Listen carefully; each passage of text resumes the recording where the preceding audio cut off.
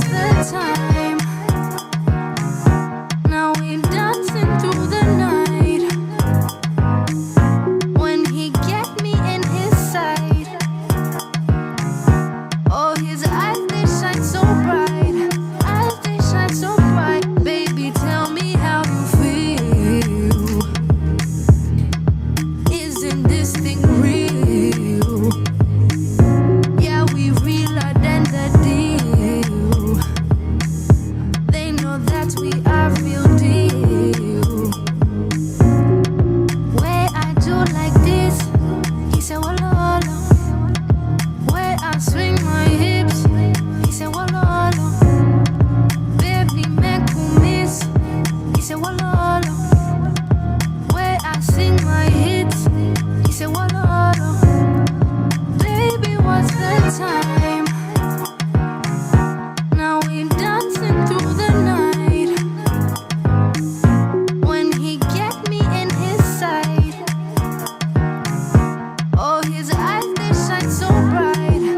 Eyes, they shine so bright. Baby, tell me how you feel. Isn't this thing real? Yeah, we realer than the deal. They know that we are real deal. Where I do like this, he said, Walolo. Where I swing my hips, he said, Walolo. Baby, make miss, he said, Walolo. Where I sing my hits, he said, Walolo.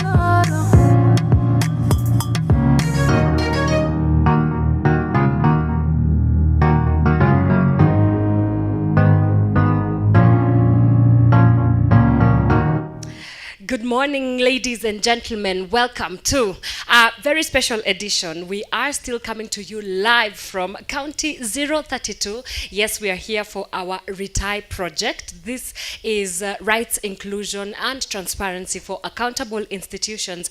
And specifically, on my conversation today, we are going to be zeroing in on the work of human rights defenders. And I'm joined by one human rights defender who has decided to make her life count by fighting for the rights of specifically women and children. And I want her to introduce herself, and then we will get right into our conversation. It's really good to have you on Power Radio. Kindly introduce yourself and tell us just a little bit about the work that you do. Good morning. My name is Martha Wamoni. I'm a human rights defender. Specifically, I deal with women and children in the community. We try to raise their voices so that they are heard. We try to organize for them when they have platform where they can make decisions, or they can raise their issues so that they are considered when decisions are being made. Right. Yes. So I want us to get to know you a little bit better. So tell us, how did you get into the work of human rights defending? Martha has done social work from Makerere University, and so when she came back to the country in Kenya, she decided to get involved in community work. We have done issues of gender, women's rights, children's rights, and therefore I started working back in 2013 as a program officer. And therefore, when I was doing that work, I decided we were focusing on children and caregivers on issues of HIV and or about health. And then later on, it's when I also discovered that I can have an organization that is learning to do and to express the rights of women and children. And so therefore, I decided to build my skills also when I'm coming to the communities. Because when their voices are not heard, or when we are not there to advocate for their rights, who else is there? So I decided to step up. Yes, as Martha. And so it's been how many years now? Since 2013, that's roughly... Almost 2013 to 2025. 13 years? Yes, 13 years. Yeah. In your 13 years of practicing this work, what has been the driving force behind the work that you do? Because, I mean, it's really not an easy feat of a job. I'm sure there's so much that goes into being a human rights defender. Yeah, so what keeps you going? One, I have the passion of the community. I have the passion for children. By the way, let me tell you, if you touch any child, it doesn't matter whether it's my child or someone else.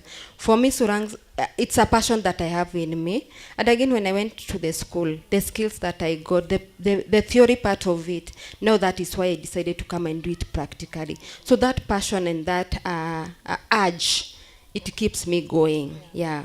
It's not an easy job, but it keeps me going. What are some of the challenges that you have come across even as you pursue this as a career and as a calling? Challenges are many, but to mention a few, at times you'll interact with the people. They'll tell you, why are you just dealing, what are you gaining from this work? But let me tell you, the work of human rights doesn't pay anything, but because of the passion that you have, you continue going on. So you'll find with people who discourage you, but to cap that challenge, what I do, I team up with other human rights defenders. I don't work alone. I want to move forward, so I team up with other people to build that synergy, to bring that passion in me also to continue, so that we move together with them. Right. Yes. Why was it important for you to specifically zoom in on women and children? There has to be something that caught your eye about the two special groups that you decided to dedicate your human rights defense work. One, when it comes to children, you know, they are minors. They can't even appear to such forums. Not unless they have someone who is representing them. Again, when it comes to children, you have to be given a consent, but now as we come and stand, and maybe after we talk to the parents, we can go have those agendas with places where, or platforms where decisions are made, so that children's voices are heard through maybe us. Again, when it comes to women carry a lot of burden. They have a care work. You know how the society has given the women the loads and the responsibility. They are supposed to stay at home, to take care of the children. And again, they are not given the platform. Maybe they don't have any other support that is coming from the family or from the outer community because of the loads and the they are supposed to be washing, to be doing what. So what we did is to get to those women in the homes, those ones even are not working, talk to them and tell them there are things you can make decision on or raise your voices, like public participation. So we go and give them information, capacities, and we give them advocacy on places that they can go. And again, we also tell them we want to create them a safe space where they can speak and come up, so that they are not just left behind. So that is something that drove us to this kind of human rights work. Yeah. Yes. Wow.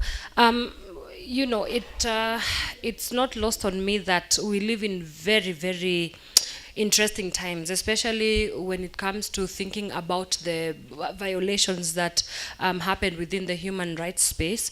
There's a lot of detrimental things that we keep hearing, the news that we keep hearing about the violations of human rights and how they are undermined in various parts of the country and also across the region.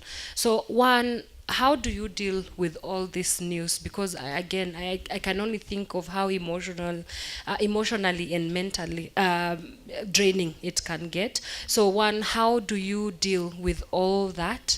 And secondly, it's easy to become hopeless because of seeing how much danger is watu wanakabiliana nayo. So where do you draw your hope from? Because, I mean, yeah.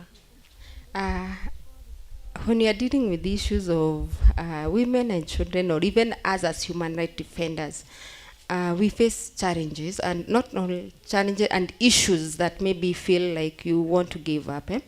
But what I've said there initially, we work in a team. We work with other human rights defenders, even with other organizations, and even the community. We bring them closer to us, so that when you feel that you are discouraged, or you feel Even when you go back to your home and you feel, what have I done today? What have I gained? For you, you will not give up. There's something, maybe you'll do analysis of yourself and even the community that you have assisted. And at times you might find even their voices have been raised somewhere. The decisions that have been made, they have come to help them in the community, not only in my household, but even the community itself at large. Not even only on that person, but the community at large. So when you hear such successes, it gives you the morale to continue. Again, when it comes to issues of gender-based violence, yeah, you'll find that some client, you not even, they will take a process. It will take a long process. But again, when it comes to the end, after you have done the referrals to other even people who have, who can assist them better, you feel good, you have not stopped at that, you have referred them. There's a referral mechanism that we use that will help you, and they give you a feedback. They tell you, yeah, we have picked the issue, we are dealing with it. So you find that you are not alone, you work together in a team. When I think about your work, I think that you must have some level of power, and I'll explain what I mean. So for somebody maybe who has a big following on social media, that is their power. They've decided to tap into their social media following to speak out on the issues that affect society. For somebody else, it might be their voice, like me sitting right here talking and having this conversation is my way or my contribution towards this work. So for you, what is your power in the human rights space, and how can you tell somebody who wants to get into this space to tap into that thing that is their power so that they can leverage it to further the work that that the human rights space is all about? For me, I can say the skills that I have when dealing with the community. I have the skills to engage communities. I know where to start and where to end. And again, I know the interests, the great interest that I have and the passion I just mentioned initially. It keeps me doing the human rights work. Yeah. Wow. Finally, what makes a good human rights defender? And is it open to everybody? What can I say? When it comes to human rights, yeah, it can be. It's not for everyone, because there are those people who fear. You know, when you have the fear, human rights work become difficult for you. But what I have said is that, but if you work with other human rights defenders, other organizations that can build your capacity, that is where that courage you can get it. So I can say for me, I have the courage to face even the media, to go to do the human. I don't fear those cameras when I'm dealing with issues of cameras, and when I'm doing issues of human rights, you'll find me at times when there are those maybe you're going to fight for something and you have organized like demonstrations. Mi nitakuwa pale mbele, sitaogopa. Kwa nini niogope? And there's something we want to pass.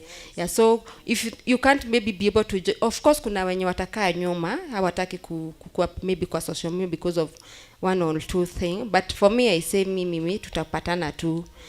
So there's not that fear, there's courage and a lot. Yeah. Yes. But for now, courage is what makes a good human rights defender. Yes, okay. Yes. I love that.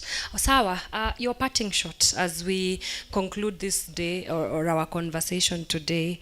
Yeah, what would your parting shot be? For me, what I would urge my fellow community back in Nakuru and even in this country, let's come up, be human rights defenders who are ready to work. Don't be shut away by anything. We are here to stand for our rights. We have a right to live in this country. This is Kenya, where we were born. I don't know where else we can go. It is this country that we are born. So when we come like we are saying that we are human rights defenders. Even the government, we are urging them, listen to us as human rights defenders. There's something that we want to be addressed. Yes. Yeah. Thank you so much. Thank you for talking to us right here at our Radio Mtaani Nakuru edition, and to the work that you do. Kudos to you guys. And man, the world is a better place because of the work that you do. Asante sana, Martha. Thank you even for inviting us. Of course. We really appreciate. Thank you so much. Right, there you have it, ladies and gentlemen. We are still coming to you live on our Radio Mtaani Nakuru edition. And Radio Mtaani is simple. The idea and the concept of Radio Mtaani is bringing community voices to the radio and radio to the community, because our voices together, that's where we get the power. I'm going to take a quick breather. When we come back, we get right into our next conversation. And if you have any questions for us, please start sending them through, and we'll be sure to answer some of them. Our experts are already here, ready to answer your questions. Do keep it Power Radio. We'll be right back after this.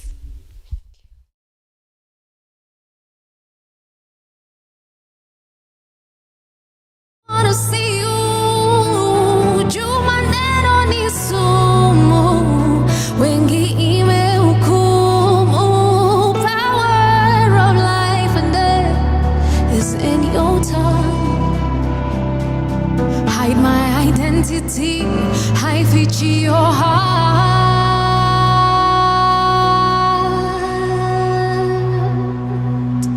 Mungu nifunze kunyamaza, Mungu nifunze kunyamaza, Mungu nifunze kunyamaza, Mungu nifunze kunyamaza, Mungu nifunze kunyamaza, Mungu nifunze kunyamaza, Mungu nifunze,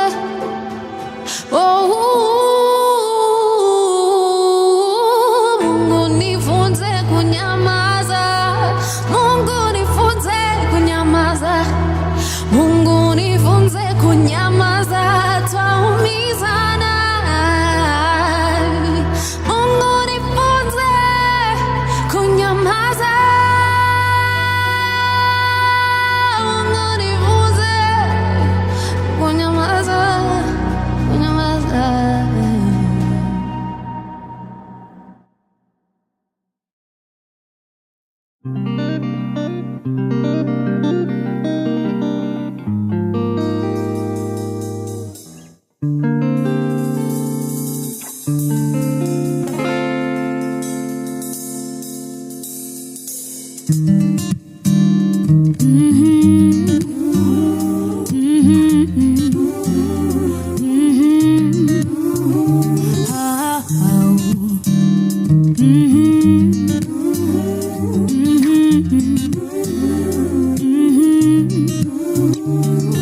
Shakamoshe, that's what he said to me.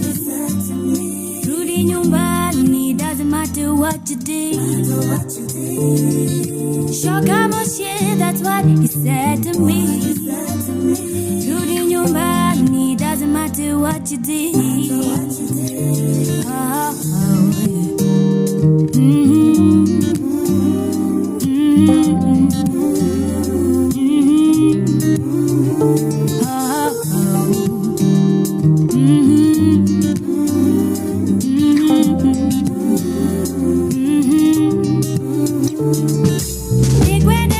That's what he said to me. Mina kupenda, doesn't matter what you did.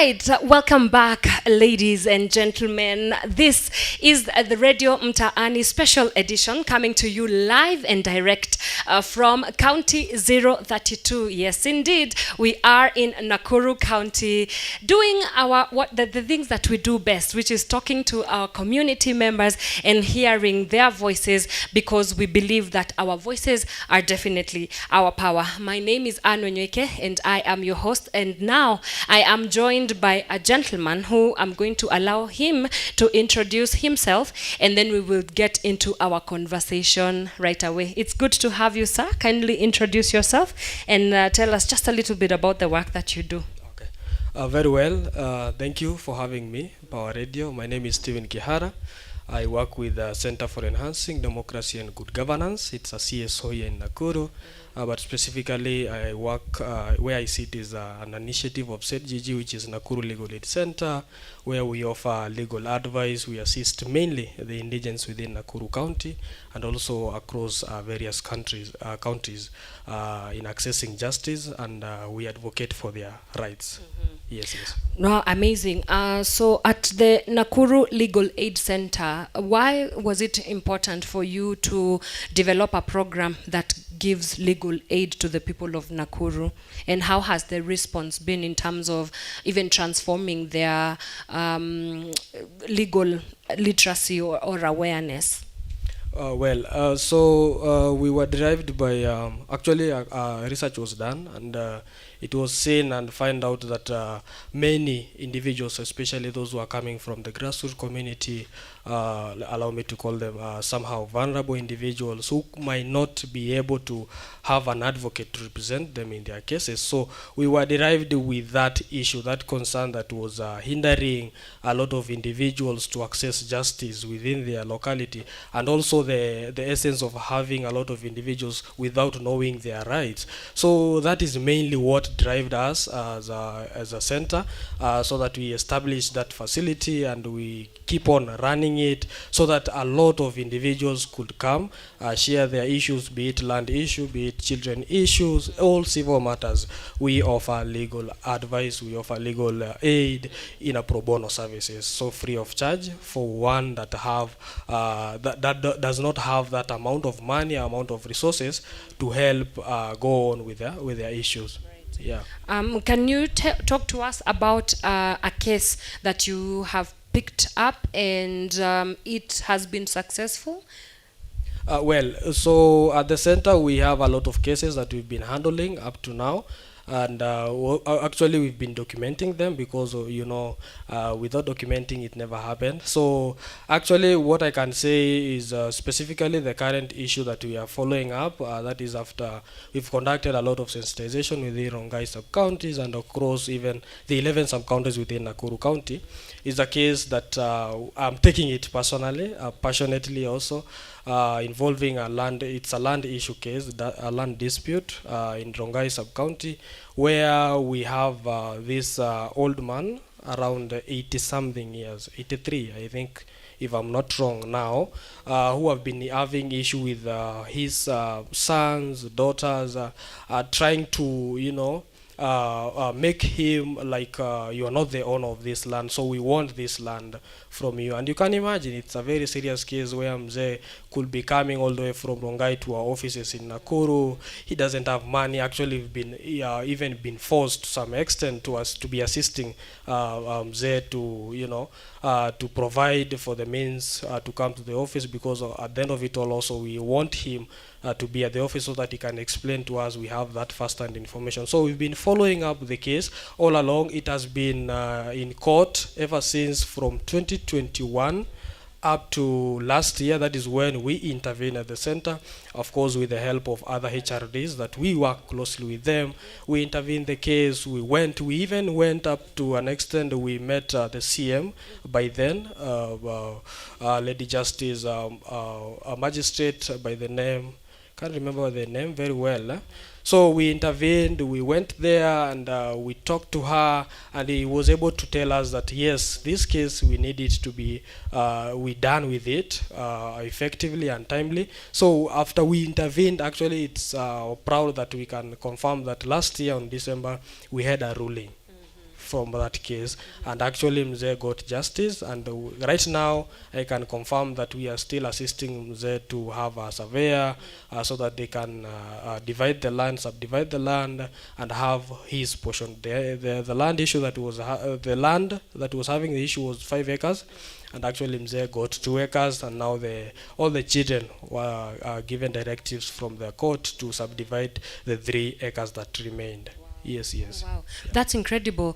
I wonder what that does to you, you know, as a person who is in the human rights defense. I mean, I'm sure it gives you the extra push that you need to continue with the work that you do. Yeah, what does such highlights or lights at the end of the tunnel mean for the work that you do? Well, allow me to bring you back a bit kidogo. My work, or rather to specialize with the human rights, advocating for the human rights, start a little bit earlier. Of course, where I said that to be a human rights defender, it requires passion. You must have passion. Like the way we have teachers, we have all these disciplines that we are having. You must have passion. It is not more about professionalism, because at the end of it all, you might reach a point that you feel like, oh, is this really something that I want to do in my future? Because to be sincere, human rights defender activities is quite tiresome. It's quite, it requires you to be, you know, it requires your resources, it requires, because at the end of it all, no one is paying you.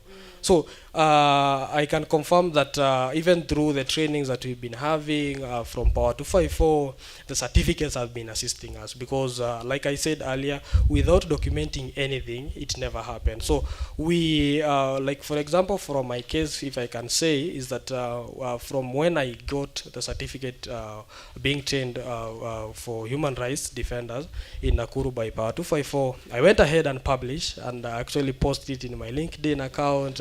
And that's when I can say that maybe I got the chance even to be trained regionally, because I'm a regional trained human rights defender.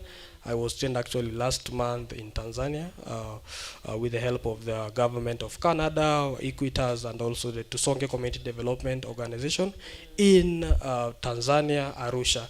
So it is something that I can say that people might not see physically what you do, but out there, people see what you do. People actually acknowledge and can be able to support you in one or the other. So it's something that is much come out for you passionately, that you are loving to do this.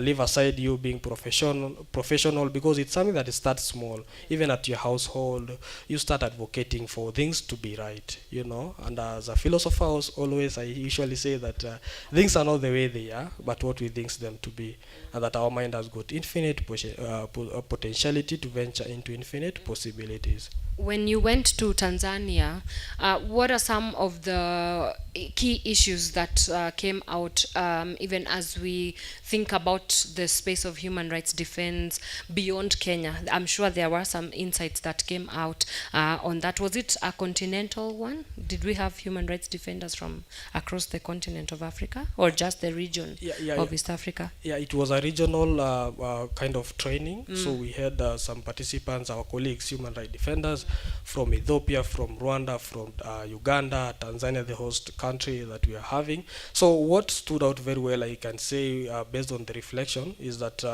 sometimes we tend to think that our issue in Kenya, for example, is different with the issue in Uganda. It's just, it's the same thing, but now in a different scenario.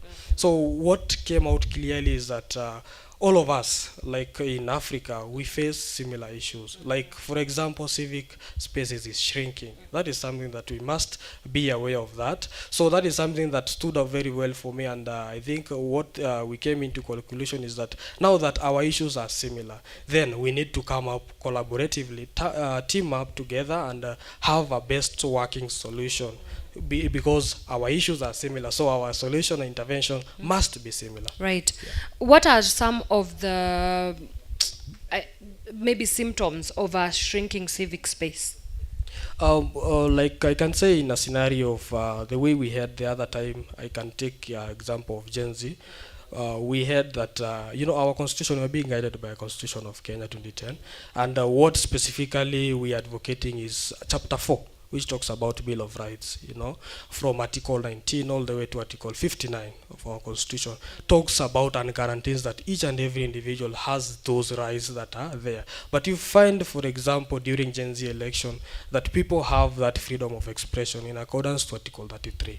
But you find out that sometimes you as a right holders, you're being limited to such rights. So that is something that we are really pushing, and we are seeing that civic spaces are shrinking in terms of being limited certain rights which are fundamental, even right to life in itself. We've seen a lot of people being killed, and even up to date, and sorry to those who lost their lives, loved ones, up to date they've not gotten justice. So that is something that we are really pushing: freedom of expression, freedom to participate in mandamanos, freedom to, all those rights that are there specifically in the Bill of Rights are being limited to right holders, and they are being limited to right holders by duty bearers. So that is something that we are calling upon, that each and everyone to stand up on their feet. Yesterday might be me, tomorrow we don't know who will be next. Yeah. You also talked about the challenge of human rights financing, and that is a big elephant in the room. How do we devise sustainable pathways towards human rights defense financing? Beyond grants or even international bodies or agencies. How do we go about thinking about financing? Yeah, very well. That is a very critical question, and I think I'll try as much as possible to answer it correctly. Like we usually say that for you to become a human rights defender, first you must not be driven by like larger perspective, like you are looking at, I don't have this amount of money that some people are having. We are on this different levels. We are human rights. There's that person who is starting up to be a human rights defender today. There's somebody the same day that has started human rights defending like 2 years, 10 years ago. So we are on different levels. So it's upon you to first, before I answer your question, you identify where you are, and then the minimal resources that you are having. Like the way we usually say, and now I'm trying to answer your question, we have community resources. So we make useful of those community resources that we are having. Community resources, we are meaning we have human capital, you have those linkages, like we usually say in the one of the, I think the principle of human rights based approach is that linking, which we have abbreviation of panel. The last L is linkages. You maintain those linkages. You have those people who are above, so that they can give you direction and be advising you on the way forward. So apart from having that challenge of yes, of course, of resources, availability of funding to help us move on swiftly, is that we can be able also to economize what we have at the grassroots. Like I told you earlier, is that wherever you are in the position that you are, even in your home, it starts there. Human rights is not more about being on air, being on television. You start there, start small, and somebody, like I say, is mastering, is watching you, and that's how by God's miracle, let me say that, you may find yourself, you're being picked from this level to another level. Like the way I said, I was moved from a national level to a regional. So it's something that you must be willing first, without looking even for the resources, and you'll find yourself, even with the community, they can merge their synergies, their resources all together and support you, because you are doing the right thing for them and not for yourself. Beyond the financial constraints, what are other threats towards human rights in across the region of East Africa? Maybe for this, I can say, for the purpose of this engagement, I can say we have a lot of profiling. Whenever you come, like the way we are on air right now, you may find yourself like being intimidated, at some point, and we've seen this occurring. This is not something that we are reading from books. This is something that it's happening.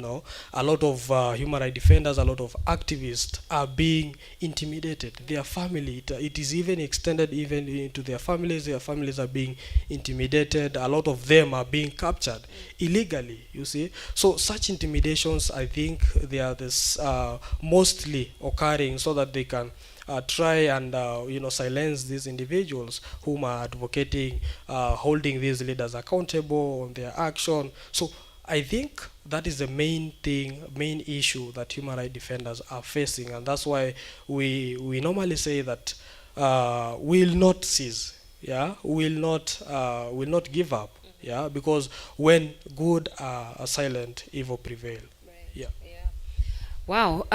As we wrap up our conversations, what are some sort of your reflections about what needs to happen, what needs to be done in ensuring that we balkanize together our efforts to build strong institutions within the human rights space? What I think needs to be done mostly is where we are right now, because I've been having also this critical thinking in my mind, and other, of course, duty bearers and right holders that we engage, is that sometimes we tend to be following what we found, yeah. And as a critical thinker, you need to ask yourself, do we really need some things that we are having right now? Some other things, I'm sorry to say so, like the Constitution of Kenya. Yes, we want it by then in the year 2010, so that it can allow us to have a lot of parties, not that we have one party. So it's sometimes I feel like what we need to do more is we employ critical thinking. Yeah, we employ critical thinking. Let us not just assume like, yes, we found this and we must continue with it. So we employ critical thinking. Human rights should employ critical thinking and start asking, questioning some existing even laws that we are having. Do we really need this? Yeah, and I think if we use that approach, we are going to move forward very well. Like I remember yesterday during our conversation, you asked whether we actually need a constitution if it's not going to work for us. Yeah, what is your stance on that? Yeah, like I say, we have right holders here and we have duty bearers. What specifically and the main goal for those people who are championing to have a constitution back then in 2010, it was only for the interest of the right holders. But what we are observing right now, that's why I've said that we need to employ critical thinking. Yes, constitution is very well, but we have countries like UK that are serving their people without even a single constitution, but they are good, they are moving on well. The Israel, you can take that example and look at how they conduct themselves. They have existing laws, yes, being approved from the parliament, but they are doing well. Yes, so we find to our constitution is very well, but then is it working for the right holders? It is only working for the elite, and that's one I can confirm for you, deliberately, because you tend to find, for example, let me give you a very quick example, that you have somebody whom rights have been violated, and it's coming from that rural area, very grassroots locality. He or she first and foremost doesn't know that he has a right. He or she has a right, you know. But now you find that whenever an elite is being abused, and the other time I was watching even in the news that you find that this bill that is being brought about, actually I don't know if it's something that is going to be passed, about they are going to, if you commit an offense along the road, maybe you are not hujafunga safety belt and things of the sort, somebody has gone to court to challenge that, you see. So it is something that we need to ask ourselves, that this thing is not working for us currently. Because you are going there, you say that my rights are in accordance to this has been violated, and then somebody or maybe the person that you are accusing is bringing out another law, that we have this law that we passed during this year to challenge this specific article. Like the other day, we were having a bill that was being brought about by somebody from Nairobi. I think is nominated, I don't know, the lady who was challenging that article 33 specifically, freedom of expression, that to limit that freedom of expression. So you find yourself that these articles that we are having in the constitution are being challenged nowadays, and they are only working for the elite. They are not working for common mwananchi.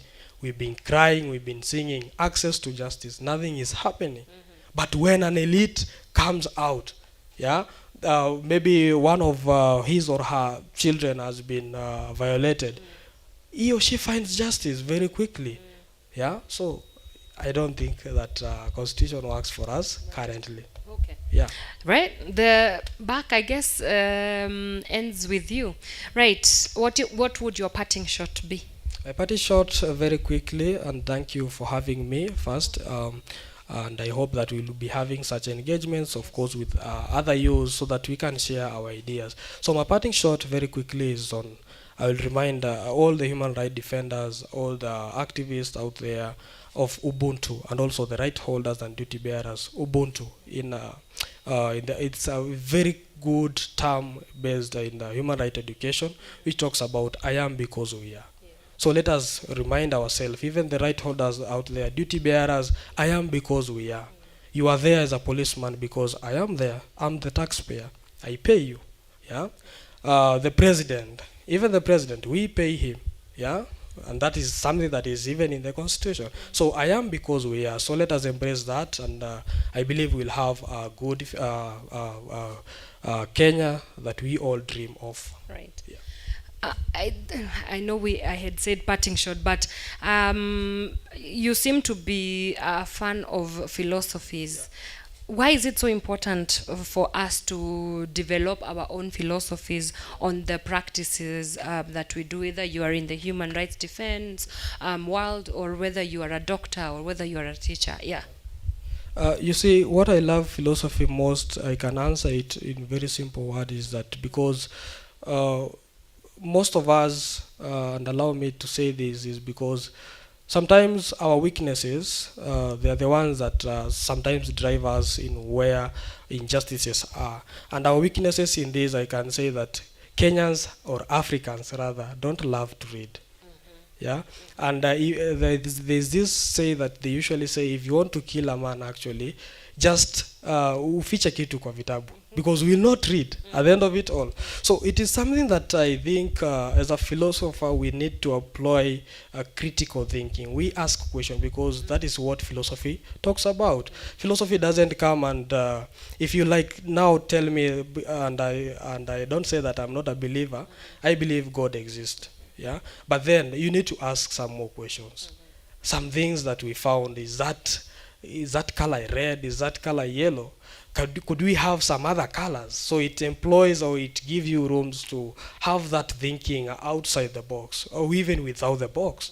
Yeah. So that's, I think, something that I really love about philosophy, because it allows you to have some questions. You critically think about something, the existence of something, and in that line we have a lot of research, we have a lot of development even in our countries. Yeah.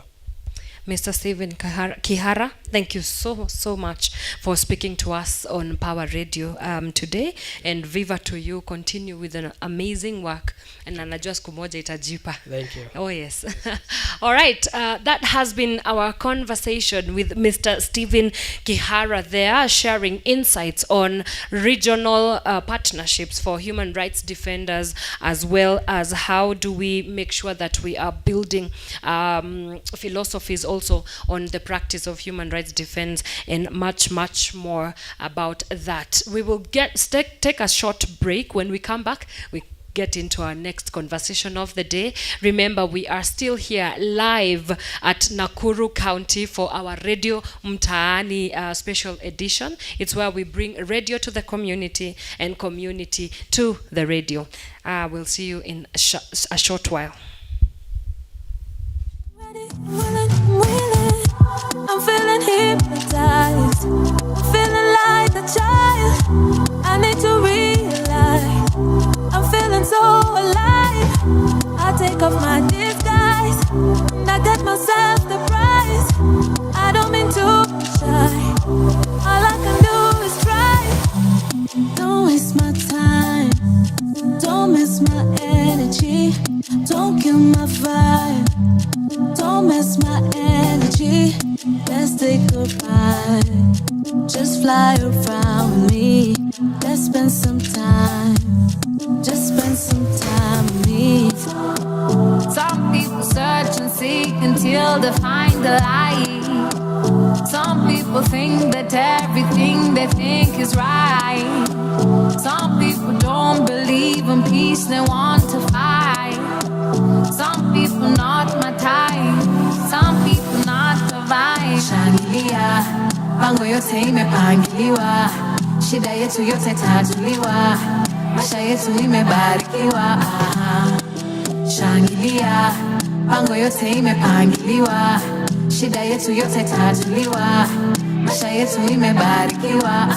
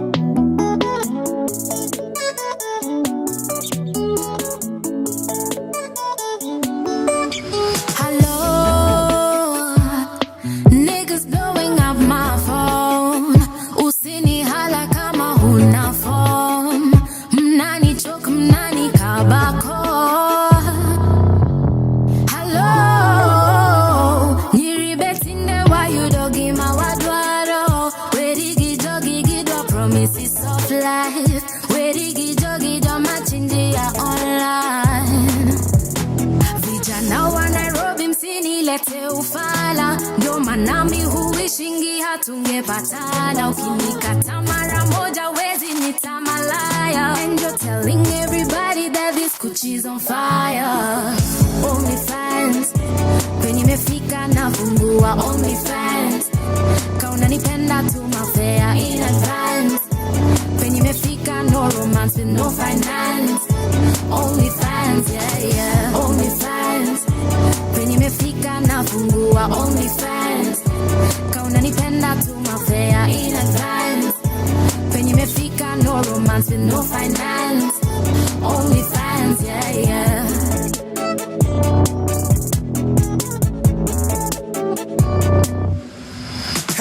Hello, ladies blowing up my phone. Aki bien you are so bomb. Wakituma fea twakuja kwako.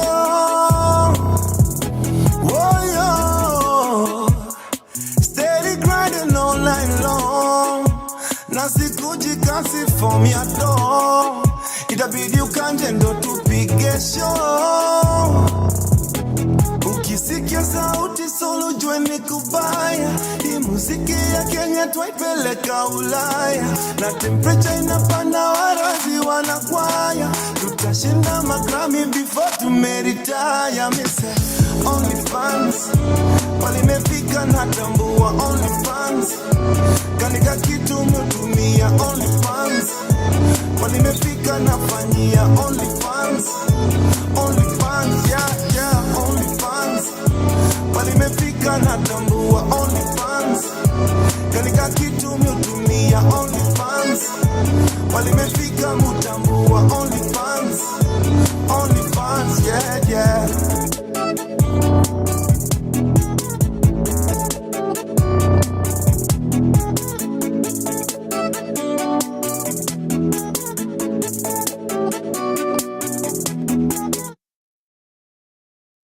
You took my time, nasitawai pata tena. No, you heard my life, sungeniambia mapema. Yeah, and no lie, sikudhani tungeachana. Cause in a way, you were everything I lacked. All right, a very good morning again. Once again, welcome back to the Power Radio Mtaani edition. We are coming to you live and direct from County 032. Yes, indeed, we are in Nakuru County. My name is Anne Wanyweke, and I am going to get right into our next conversation. We're joined by Mr. Wesley Kibet. I'm going to allow him to introduce himself. It's really good to have you, sir, join us on Power Radio. Kindly introduce yourself and tell us a little bit about who you, what the work that you do. Thank you very much. I am Wesley Bet from Njoro, upande wa Naiswet. Yeah, mimi nafanya kazi I am also the human right defender, speaking on behalf of the community. Now, I was trained by the urinate, that is midriff urinate, under the GBV, speaking on kuongea kuhusu mambo ya GBV. I'm also doing social audit in the community, and I am also speaking advocacy in the community, speaking on behalf of the community, making leaders into accountable.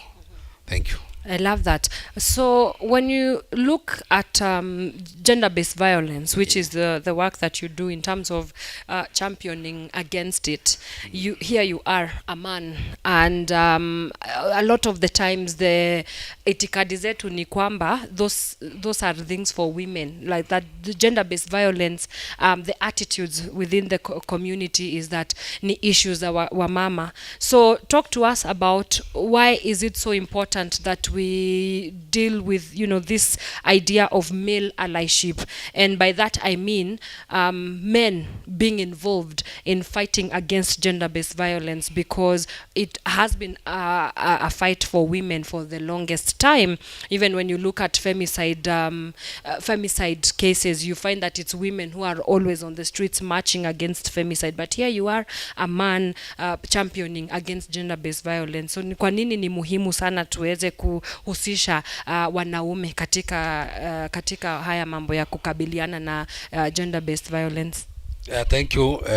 Kuhusiana na mambo ya gender-based violence, kwa upande ingine tunasemanga watu wanaonana kama ni wamama peke yao wanakuwa na hiyo issue ya gender-based. Hata wanaume ni vile tu the traditional culture of the people. Otherwise hata wanaume wanaumia, lakini ni shida yao tu wananyamasia, hawasemi. But women wakikuwa na hiyo shida wanasema. So what I am doing now in the community, I'm trying to make people to be aware that in case of kama mtu amekuwa na shida na ni mwanaume, ni lazima aende aseme. Unapata wanaume wanapigwa na wanawake na wananyamaza. Wanasema nikionekana kama nimepigwa na mwanamke ni kama niko chini. So wananyamazia. So what I always do is that I'm trying to make people aware that in case mtu amekuwa na hiyo shida, amepigwa na mwanamke, ni lazima aenda amstaki na sheria ifuatiliwe. Kwa upande wa ladies, kwa mfano unasapata mtoto amejinasiwa, kwa mfano mtoto mwenye ako underage. Unapata watoto wenye ako underage, especially in Nakuru County. In fact, I think we are the leading county under the teenage pregnancy, which is caused by, unapata mtu mwenye ako mkubwa, ako above 30 years, anaweka mimba mtoto mwenye ako underage. So that is what I am also doing in the community, being assisted by my fellow HRDs in the ground. Kwa mtazamio wako ni nini ambayo huwa ina leading factors kwa mambo kama ya early teenage pregnancy? Umesema that Nakuru ni one of the leading counties in terms of very many cases za teenage pregnancy. Unaweza sema ni nini inachangia sana kupatwa kwa mimba kwa watoto wachanga? Kwa upande wa kupata mimba kwa watoto wachanga, kitu ambayo inachangia ni kwanza ni mzazi mwenyewe.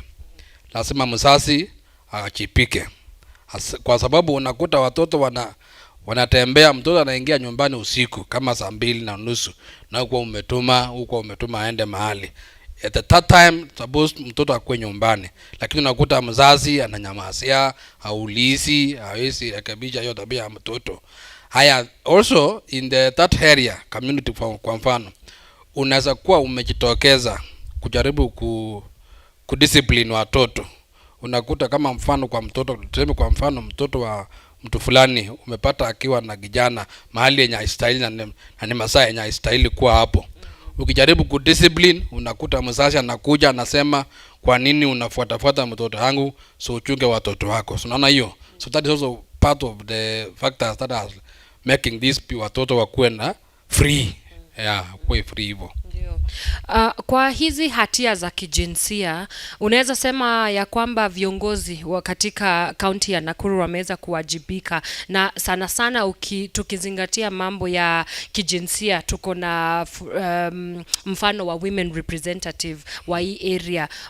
Kwa mtazamio wako unaona ya kwamba wameweza kuwajibika, na kama hawajibika, wajibu wao ni nini? Na mtu kama wewe ambaye ameweza kujitolea kufanya hii kazi ya kudefend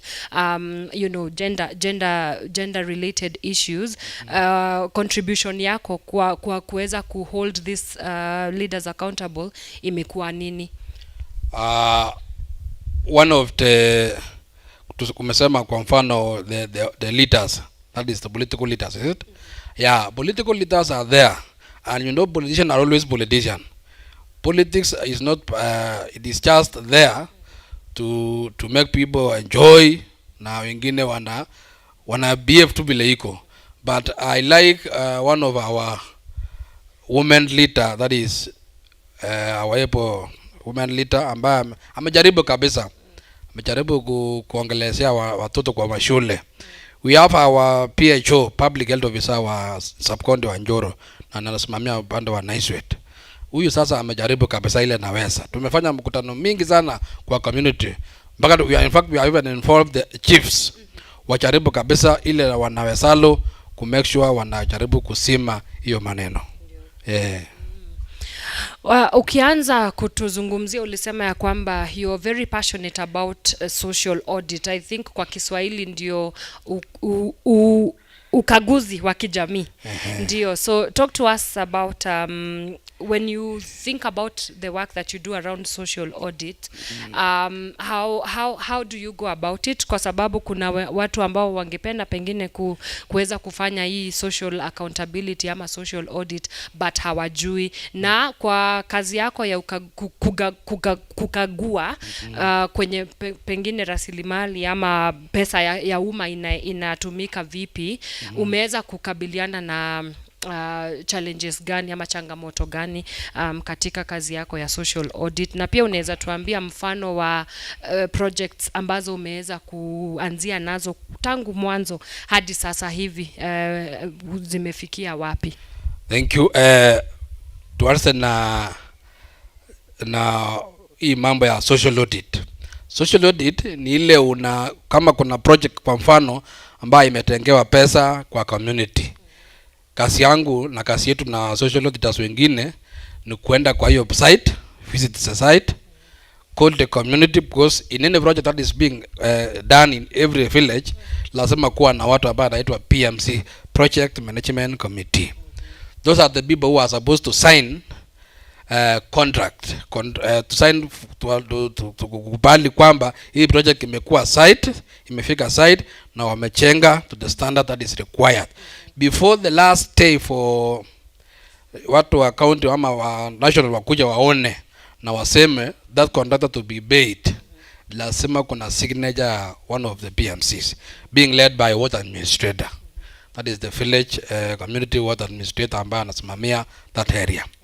Now the challenges we are facing is that kuna kitu inaitanga PQ, bill of quantity. That bill of quantity is also a challenge to us. Watu politician wakijua tu wewe ni one of the social auditors, wanajaribu hire the coons ambao wanakuja kusimamisha. Wanasema kwa nini huyu mtu anakuja kupinga kazi yetu ambayo tumeleta kwa ground? But in the real cell, we are not even trying to kukataa hizo kazi. Ni vile tunajaribu kutaka the project that is being done in our community, for example, should be the standard that is required. Not kutumia pesa kwa mfano kama ni kujenga bridge, wacha hiyo bridge ifuate vile PQ inasema, kwa sababu the person who is preparing the PQ is engineer. An engineer hawana uhusiano na contractor, kazi yake tu ni kupeana. Sasa contractor ndio anakuja kwa sasa kufanya ile shallow work, ndio isionekana na anazatumia PMC kuficha maneno singine. Yes. Na unaweza tupea mfano wa project ambayo umeweza kushikilia kutoka ilipowekelewa pesa hadi sasa hivi imefikia wapi? Yes. I have one of the project that is called kuna shule inaitwa Kimuguli City, that is found within Naiswet na iko upande wa tuseme upande wa Sigaon naitwa Kimugul. That school ilikuwa imewekwa pesa, ilikuwa imewekwa 1.2 million, ikachengwa mpaka mahali ikasimamishwa, ikakaa kabisa, ilikaa sana. Tukajaribu kufuatilia tukapata hiyo maneno ilikuwa imesimama, but right now the state hiyo shule imechengwa na imewekwa roofing vizuri, ni vile tu bado wachamaliza kunil the floor. We have also another one that is called Kamugulet Bridge. It has been branded a name due to our area MCA, who is called Kamugulet, but the bridge is also Kamugulet Bridge. That bridge was awarded 1 million, which was supposed to be completed, but after we followed the social audit, tukapata, in fact, tulipita to one week. The following week na contractor nakuja site. What we did, we went round, tukasunguka na social leaders wengine, tukapata wale watu ambao wanaishi that area. Tukauliza, hii bridge imewekwa pesa 1 million. Kuna kitu imeendelea? Wakasema no, there is nothing has been done. So tukajaribu kusukuma, lakini baadaye wakakuja kumaliza. That bridge already now is in good state. Ni ile tu bado tu wajafanya backfilling. You know, after doing the bridge, we have what is called backfilling. Kuweka mawe huko the other side, and the other side also is done. Yeah. Yes. Kwa Mkenya wa kawaida ambaye angependa kufanya hii kazi ya social audit, na ajui aanzie wapi, mtu anaanzia wapi? Where do you begin? How do you even identify when projects are being flagged by your county government, and then how do you follow through? Now, this one now, you can't go for training. Uwezi enda training ati unaambiwa. You just, unaona tu vile mambo inaendelea kwa community, and you are also affected person. So you guess kama kwa mfano barabara, right now kuna barabara inatekelezwa na national government Kera, na inatoka Naiswet, from Naiswet inaitwa Sirosiko kwa Shika, inaenda Sigaon na inaenda mpaka Sanda ya Juu. That road now I'm following. Kuna sheria inasema for every 1 kilometer kama umewekea 1 million, unafaa ugrade, you maram, na unaweka culvert kama iko culvert. Now na hiyo na unaweka maram with a standard.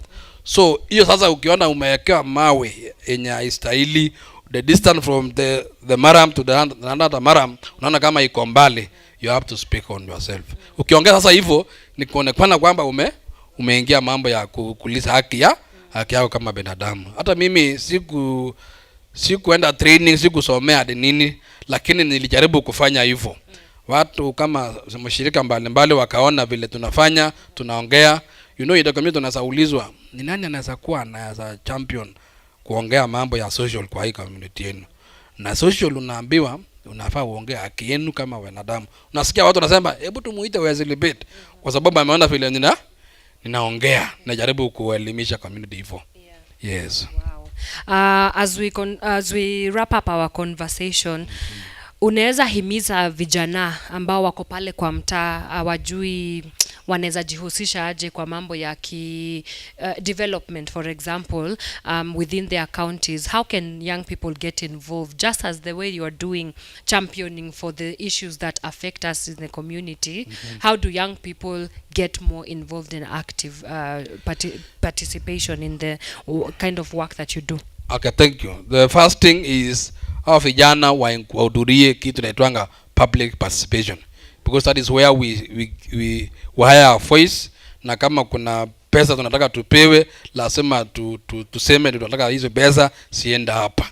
Tukiingia kwa hiyo public participation, that is where we can be able to accountable for our money that has been given us by the county government, by the national government. So what I am trying to say is that let these youths wahudhurie public participation. Wasikae tu nyumbani wangoja waambiwe kuna pesa imeingia mmewekewa hivi. Wacha wakue na waandike proposal. Yes. Awesome. Mr. Wesley Bet, asante sana kwa kutuzungumzia hapa Power Radio. Thank you. And for the work that you do, many thanks for you as well. Thank you very much. Yes, sir. Right. That has been our conversation with Mr. Wesley Bet there. He is a champion of accountability, also very, very pertinent work that he does in social audit, as well as male allyship when it comes to gender-based violence and the work of championing against that. Now, again, I have to tell you that this is a very special edition. We are coming to you live from Nakuru County for our Radio Mtaani. And yes, indeed, this is where we bring the radio to the community and likewise the community voices to our radio. And alternatively, we hope that it goes beyond, far, far, far beyond, because the conversations that we are having here are to effect political, social, and economic change in our country and beyond. We are going to take a quick break. When we come back, we get right into our next conversation. To keep it Power Radio, we'll be right back. From sunrise to sundown, only for I'm wishing like a king. What's the reasonable reason for your hiding? Till last night I heard you calling on your mama. I cannot even vouch for you, I cannot call on you. So if I don't love you, not taboo. If you don't love me too.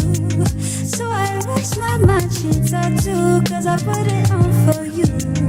If you ever start to really win, if you ever find your queen, I hope she lets you down, down, down, down, down, down. I hope she lets you down, down, down, down, down, down. Man, I hope she lets you down, down, down, down, down, down. I hope she lets you down, down, down, down, down, down.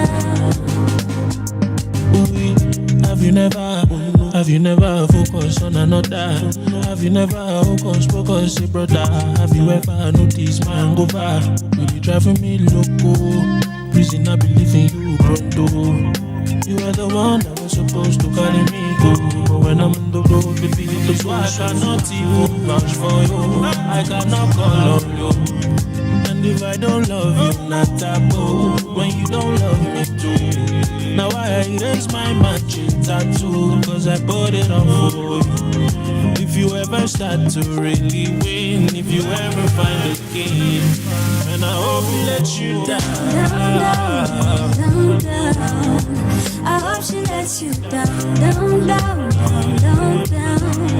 Man, I hope she lets you down, down, down, down, down. I hope she lets you down, down, down, down, down. Call me how many times I'm losing the fight. I've been ready to die, falling into you. Now ain't getting what took. You couldn't hear me. Showing all the fall, I was into you. So now when you're gone and you're noticing, there was a diamond you didn't see. I've been shining my way out of your darkness. That's why I cannot even vouch for you. I cannot call on you. So if I don't love you, not taboo. If you don't love me too. So I erase my matching tattoos, cause I put them on for you.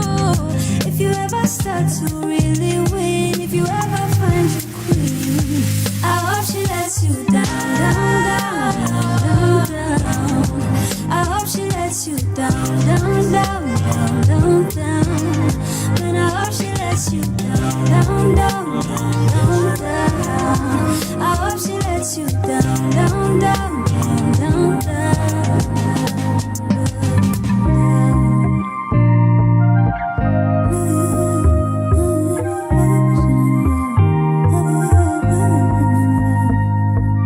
Oxygen mix.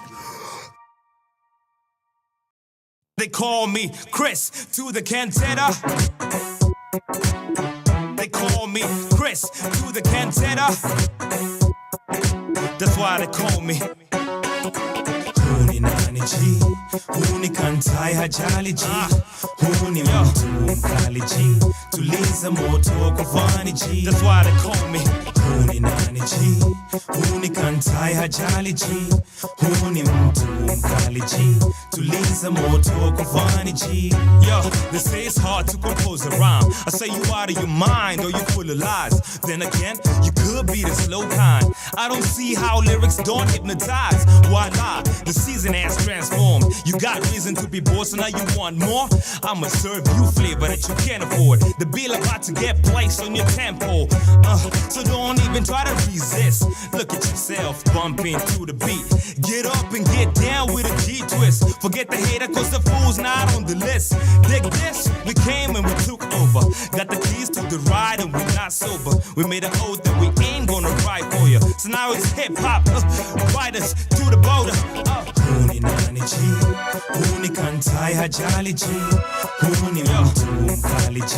Tuliza moto kufani G. That's why they call me. Huni nani G? Huni kantai hajali G. Huni mtu mkali G. Tuliza moto kufani G. They're taking over my head, dog, they on a hustle. I'm taking over their bread, dog, I'm on a muscle. Try to be cool, but I gotta mumble. Better yet, after that, there's a big tussle. Quit them tears, boy. Dry your eyes, see the G going, cheers, boy. Don't be mad, cause I say that you weird, boy. You kinda scared, so I see that fear, boy. Meditating on a cute shorty. Lean body, mean thighs like the chick bought it. Eyes set real tight like they all assorted. If she arrested my ass, then she got a warrant. I'm a legend in the living, and that's that. I grab objects of vices you can't touch. Read all comprehension is too much. Unawares is words that bring the wrath. Let's go.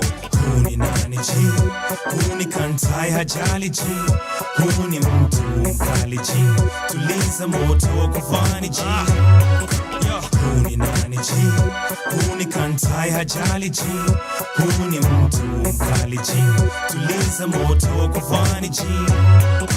Glad that you stopped by. Who are you? What's your business? Bye bye. I hate people that think that I'm on a rise. Yet and still I'm the steel that will not fly. Ask why? I got this even better. On this planet I teach you before the chatter. What I compose gets better by the day's weather. That's why they call me Chris to the cantata. Huni nani G? Huni kantai hajali G. Huni mtu mkali G. Tuliza moto kufani G. Huni nani G? Huni kantai hajali G. Huni mtu mkali G. Tuliza moto kufani G.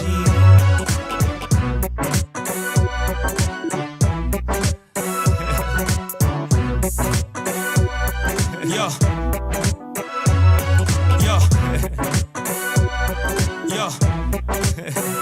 That's why they call me. They call me Chris through the cantata.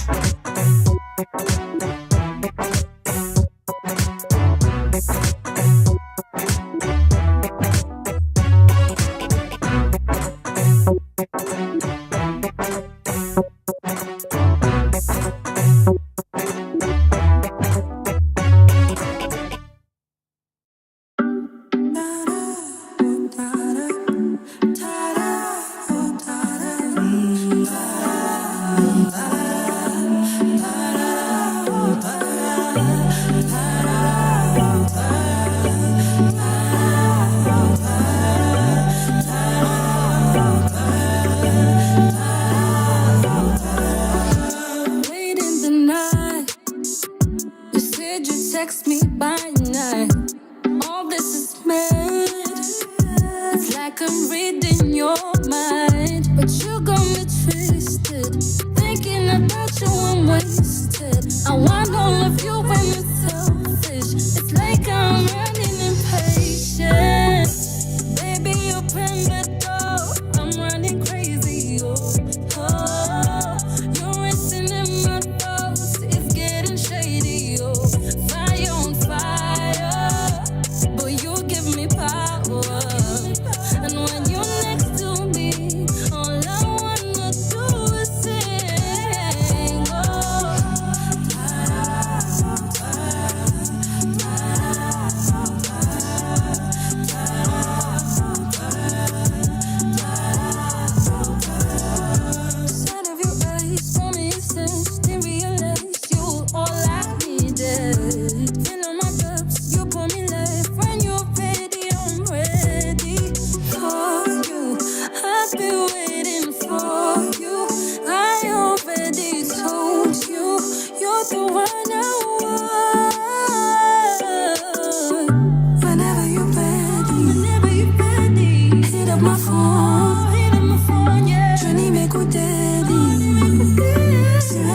Baby,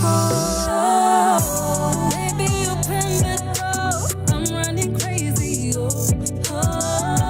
You're racing in my thoughts. It's getting shady. Fire on fire. But you give me power. And when you're next to me, all I wanna do is sing.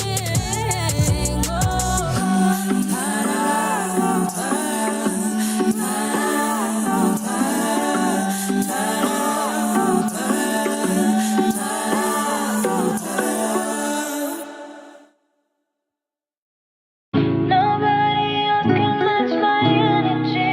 Cheesy come my head. Cheesy come my head. GL. Nani cheesy kama yeah. I've been faded, I've been naked, in different places, many faces, X-rated, yeah. I've been patient, I've been waiting. No other one that's come around can do the things you do. Who keep come around, we smoke a lot, Canadian pot, jeans and bomb. Catch a wine, dance along, baby, bounce along. Wine and dine, made your mind, it's a clear sign that no other one that's come around can do the things you do. Nobody else can match my energy. Cheesy come my yeah. Cheesy come my yeah. We up all night and still we tryna be busy on the AM. Cheesy come my yeah. Yeah. Cheesy come my yeah. Cheesy come my yeah. Oh yeah. Cheesy come my yeah. Cheesy come my yeah. I've been faded, serenaded, celebrated. Ooh, very patient. See, I'm not so complicated. Ooh, kakwama on my mind. Your toes are juicy, align. Moyo kapiga sign, kisha underline. Only free because you let me be. That's the love I want for me. Long time was so baridi. Can't deny the chemistry. Ukakwama on my mind. Tuka alive. Tuka bigger sign. Nobody else can match my energy. Cheesy come my yeah. Cheesy come my yeah. We up all night and still we tryna be busy on the AM. Cheesy come my yeah.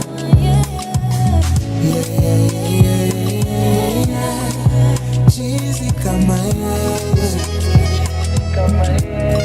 Oh yeah. Wasilisha, si ndio? So that we go there and participate meaningfully. Unajua si ile ya kutick boxes. My friend the other day alikuwa anasema it is usually like predetermined feedback time. But sasa sisi tunataka tuende na memorandum yetu tumechora. Tunataka tuna present because it's a public hearing forum. After that we present also a copy of our memorandum, si ndio? So that our voices is heard, our voices is hoja zetu zikuwe zijumuishwe katika hii bill. Alright?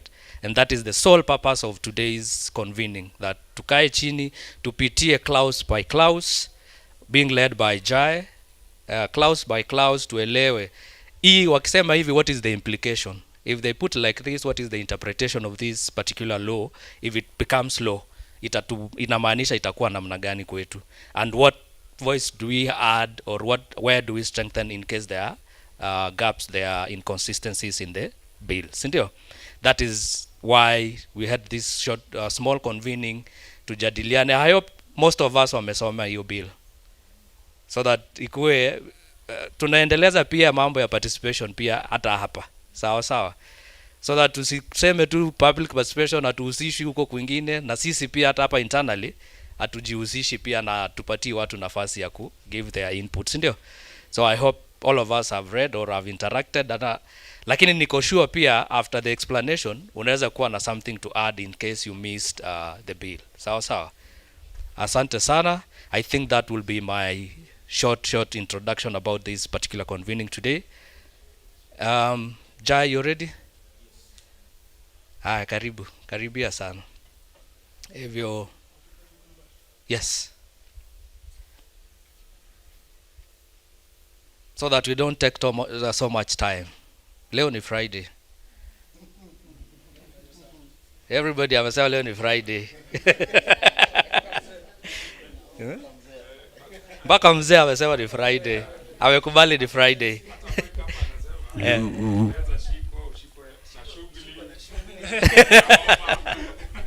Sawa. So I'll hand it back to Jai. Asante sana. Takuwa nasaidiana na yeye hapa. Yes sir. Asanteni sana.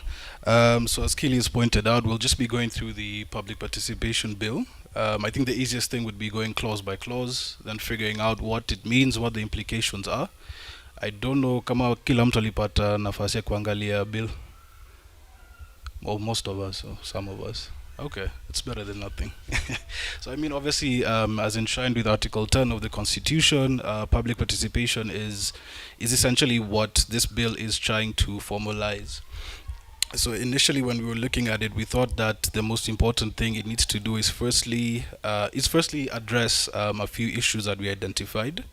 I don't know if we want to talk about those issues now or go through the different clauses first. I think it's better we even read the statement or the objects of this bill and then go clause per clause and explaining what this means or interpreting the clause anyway. So. And then after that, we can now have feedback from each, as in from the members on what the issues that maybe they've pointed out or the gaps in the bill. So. So the object of this bill is to provide a framework for effective public participation. It also provides guiding principles for institutions who will be conducting public participation and designates responsible authorities for development of specific guidelines for public participation.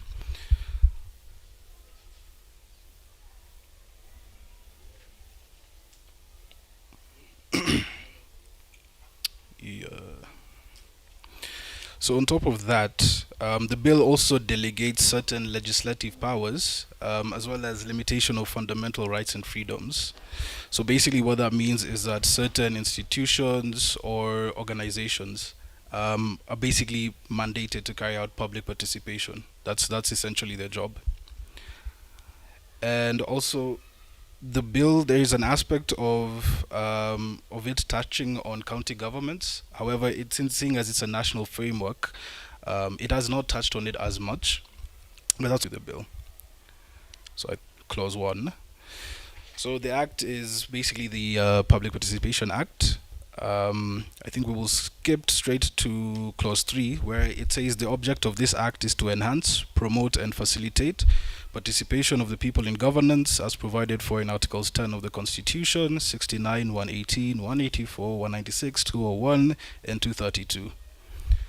So essentially now, according to clause 4, the act applies to responsible authorities and the public with respect to public participation exercises.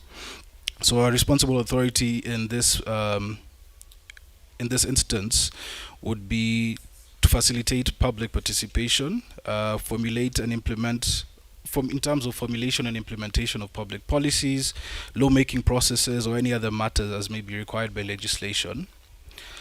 Furthermore, a responsible authority undertaking a public participation exercise under this act shall be guided by the principles that public participation may be conducted through written submissions, oral hearings, online forums, or any other method deemed appropriate in the context.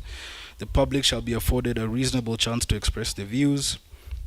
The scope, depth, and duration of public participation exercise shall be commensurate with the complexity, significance, and potential impact of the matter under consideration, and public resources shall be used in prudent and responsible manner.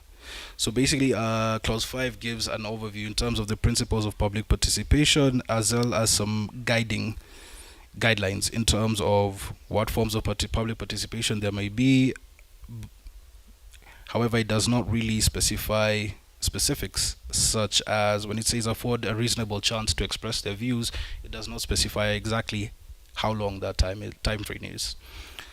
So in clause 6, clause 6 basically highlights responsible authorities for the purpose of this act.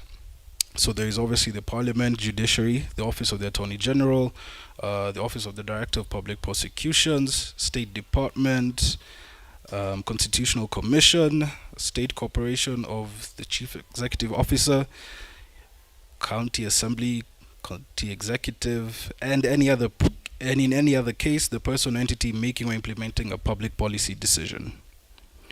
So again, we could either touch on this now or touch on this later, but I'll maybe just mention it now so I don't lose my train of thought. I think when going through this particular clause in this section, it's great that they've mentioned responsible authorities in public participation, but I think one thing I noticed is that there's no standalone, let's say, register or registry for all the different public participation bills. So I think one recommendation for that would be to institutionalize a public participation registry and to also have a public participation portal. But then again, we'll come back to that. So they've also provided general guidelines for public participation.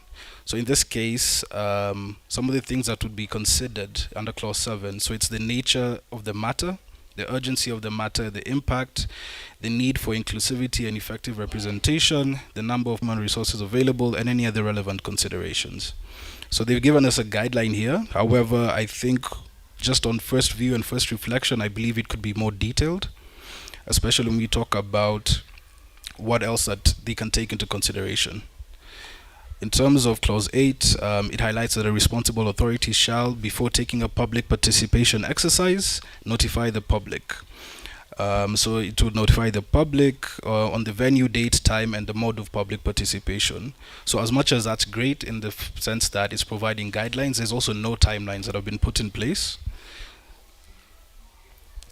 which again could be one of the recommendations moving forward, that they need to have more specific guidelines and timelines in place. So in terms of clause 9, this highlights modes of notifying the public. So a responsible authority may notify the public of public participation through electronic media such as TV, radio, internet, and mobile phones, official websites, social media, public meetings, public notice boards, or print media. So essentially they're trying to find avenues and highlight how they will be sharing information for public participation, because I think a big part of the submissions and feedback a lot of people have given in the past is that this information is not shared in a timely manner, or they do not know where to access. So the next clause touches on submissions at public participation hearings. So in this case, it basically prescribes that submissions can be made in writing by way of memoranda or letters. Submissions can be made orally through online platforms or at public hearings, workshops, and conferences, like the one that's going to be at Red Cross next Monday. Then we move on, and it highlights that a responsible authority shall allow reasonable time for the public to make submissions during a public participation process. Again, that's also broad and open-ended, because the word rated in a lot of different ways. So I think their timeline, be it 14 or something of the sort. About processing of responsible authority shall analyze and take into account the submissions received from the public, and also shall publish the outcome of the public participation exercise. So we actually think this is a really great clause. Number one, in sharing the analysis and then sharing a report from whatever public participation exercise participants, disaggregated gender in terms of data. Because now if we talk about participation and inclusivity across the board, we actually need to have that data to actually highlight that in fact there was inclusivity. So Article 13 is basically talking about access to information. Essentially, whoever is holding the public participation process has to ensure that the public are able to give their views on the under the matter, so they have to make the bill or whatever we're discussing public. There's also a provision where it states that public hearings that when authority holds a public hearing and the participants are not conversant with English or Kiswahili, then the responsible authority shall take measures to conduct the exercise in a language that the participant understands. So this works pretty well, especially for marginalized areas where, you know, it's not really the national dialect or English that's being used. However, again, this is just a suggestion more than it is a clear pathway, because they are saying that the responsible authority shall take measures rather than saying this is something that's going to be implemented across the board. So in terms of Article 14, that's also access to documents and access to information. Article 15 talks about now the participants of a public participation forum. So it says a person who attends a public participation forum shall be courteous, respectful, and civil, and the responsible authority shall facilitate the maintenance of order during the conduct of public participation. So far, we took us out? Okay, fantastic. So Article 16, or rather Clause 16, which forms part of the guidelines for public participation, this essentially, so what this says is a responsible authority may develop specific guidelines for the conduct of public participation by the respective institution. So I think it's a great idea that there should be specific guidelines. However, I think our suggestion here would be that there should be a standardized guideline that applies across the board, basically providing a minimum threshold. And then if there are any further considerations, then these different authorities and bodies can now take that into account just to make the process more inclusive. So Article 17 talks about the publication of specific public participation guidelines. So basically Clause 17 says that these guidelines should be published in a Gazette notice. Clause 18 talks about public participation by Parliament. So as per Article 118 of the Constitution, it must conduct business in an open manner, facilitate public participation, and also touches on the House Committee as well in basically ensuring how that process goes. Clause 19 talks about data protection to an extent. So this is a responsible authority undertaking public participation under this Act shall not disclose information protected under Section 6 of the Access to Information Act, as well as the Kenya Defence Forces Act. So we actually think this was a really, really good inclusion, because it's your personal data being collected at the end of the day. So this was actually a very good inclusion. So the bill actually introduces a penalty. So that's on Clause 20. So a responsible authority who in conducting public participation willfully fails to adhere to the principles and guidelines set under this Act commits an offence shall be liable upon conviction to a fine not exceeding 500,000 shillings. So as much as it's great that they've also included fines for non-compliance, I think it would be great if it could be a bit more detailed. For instance, when they say commits an offense, it's also very broad and open, so it needs to be way more specific, just to number one, ensure accountability and transparency as well. It's actually a very short bill and very concise. So I would say in a nutshell, that is essentially what it is and what it is saying. Awesome. I think, could we, having gone through the overview of the bill, I think if we can get feedback from the team. So what we're planning to do actually is we'll do a memorandum out of this, which we would share. We have a whole week next week. All right. So we'll do a Google Docs document and share amongst all of us, so that if there's anything that we're missing, needs additional or something correction and all that, you'll be able to also give the feedback at that stage. But right now, we'll love to get feedback from you or reaction from what you think or your thoughts about these particular bailies. All right, so that when we go now to detailed one that we are doing memorandum later through next week, because the submission is 23rd which is the other Monday, sindio? Meaning it gives us a whole week to walk through and look around this particular bill and be able to give feedback, sindio? So I think it would be great to have reactions, first reactions. Your thoughts. You see, he went through the bill and unasikia alikuwa na point out some of the things that as of now it's recommendations ama the thoughts he already has. So acha izunguke basi hivi. That mic is working. We're using one mic. Azifanye.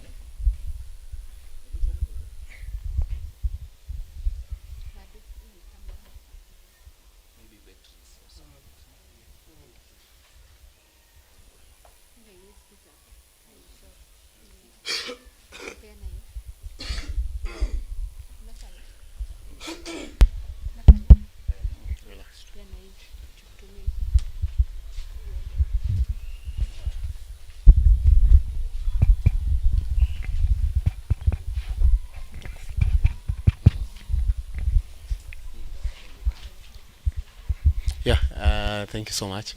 You have really ume analyze vizuri sana. Actually, imenipea Damascus moment for a while, but I like some of the things that you have highlighted, especially about having a definite authority who will be in charge of public participation, someone that we can hold accountable, because sometimes we usually see that these public participation forums are usually overwhelmed by politicians and really have a lot of political influence.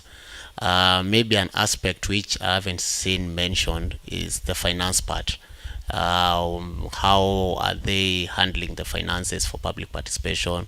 Because if not correctly analyzed, it might be just a loophole just to attain more maybe per DMs or something. So maybe just having a way that we can also track, so that public participation isiongeze tena wage bill excess, it lacks the meaning of attending to it. Yes, thank you.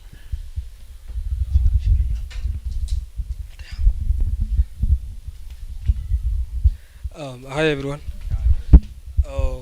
Also thank you very much for having us aware specifically on some of those issues that we want to address, and I want directly to point out and before that I was thinking if we can just come up with specific areas that really touch us on public participation.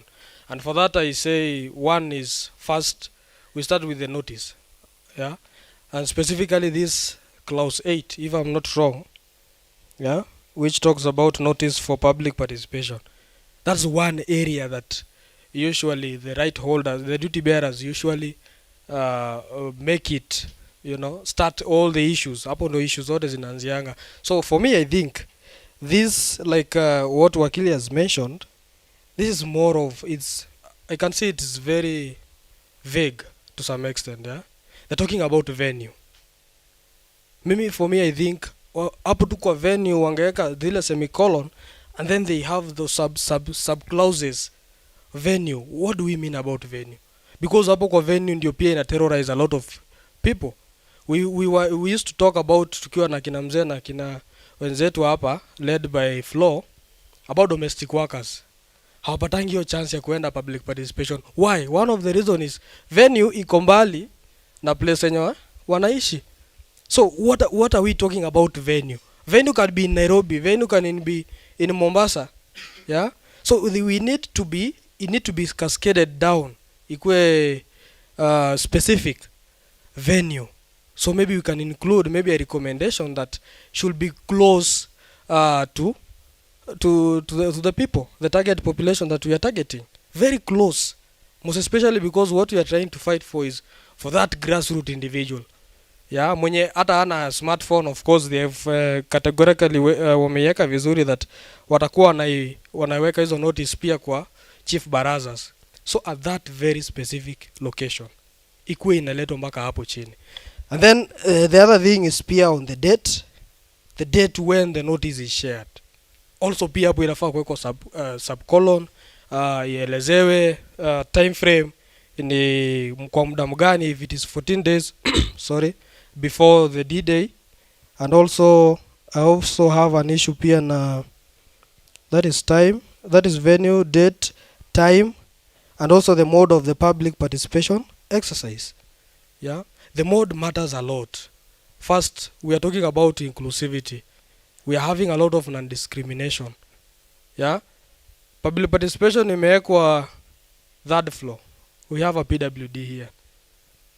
Yeah, in fact hii part yenye nimeona hapa inafaa kukua, it's a must, the language that they are using.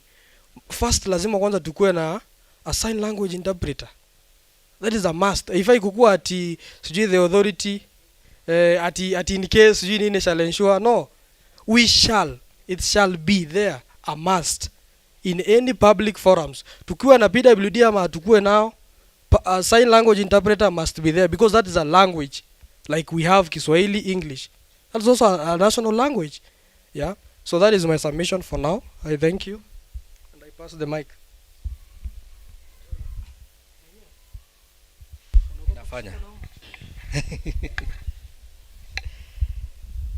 Hi everyone. Hi. There's a clause 12. I think it has wameongea juu ya local at least language which can be understood by everyone, like Kiswahili and English. But I've attended many public participation. Sijaiona nimeandikwa in Kiswahili. So most of the people organizing public participation, they always go with the few. Because personally I've organized public participation. But you find, unasikia mdosi anakuambia hebu tufanye haraka tuende, tumalize tuende, like the few. Because there's somebody who don't understand Kiswahili, can't read Kiswahili very well, can't read even English very well. Lakini if there's no civic education in the community, let's organize as a team, we get civic education so that people can understand what is public participation. The other time I went home and I asked Mom, kwani nyinyi hamnanga public participation? Anasema no, in government uko they don't organize public participation, they just pass. They pass the laws, the policies. So we must have that civic education first. And secondly, about publishing, or I think public participation should be watangaze kwa radio ama in a local language. Because unapata there are many people don't have this smartphone. I thank God for our boss, always post for us. At times ujui, lakini unapata amepost kwa wall. Kama si mwenye ako serious, haizi jua there's something should be happening. So that thing should be looked upon. Thank you. Thank you very much. I think those are very valid input. That apart from the local modes or the available modes of giving notice, we could have extension to local radio stations, community radios in this case, so that kila mtu apate that notice of the public participation forum. Not just the mainstream, community radio as well. But I think they've gone further, at least wameongeza social media platforms. Previous nini usually exclude social media. Now I think most people are nowadays on social media.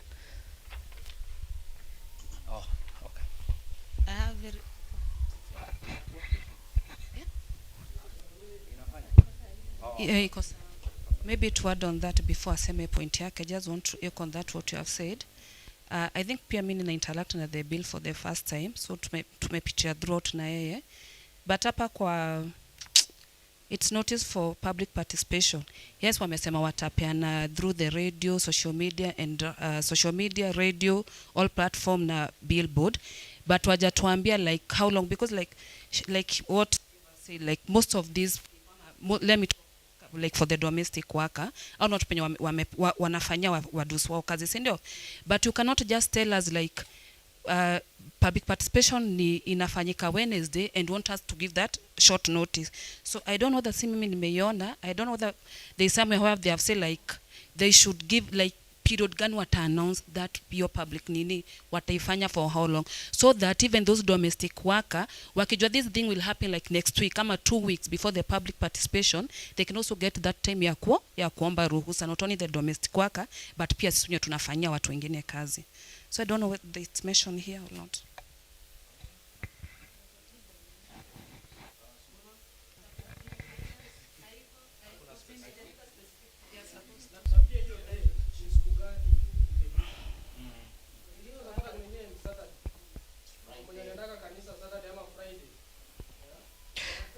So it's clause number 8, and it says that a responsible authority shall, before undertaking a public participation exercise, notify the public of the exercise.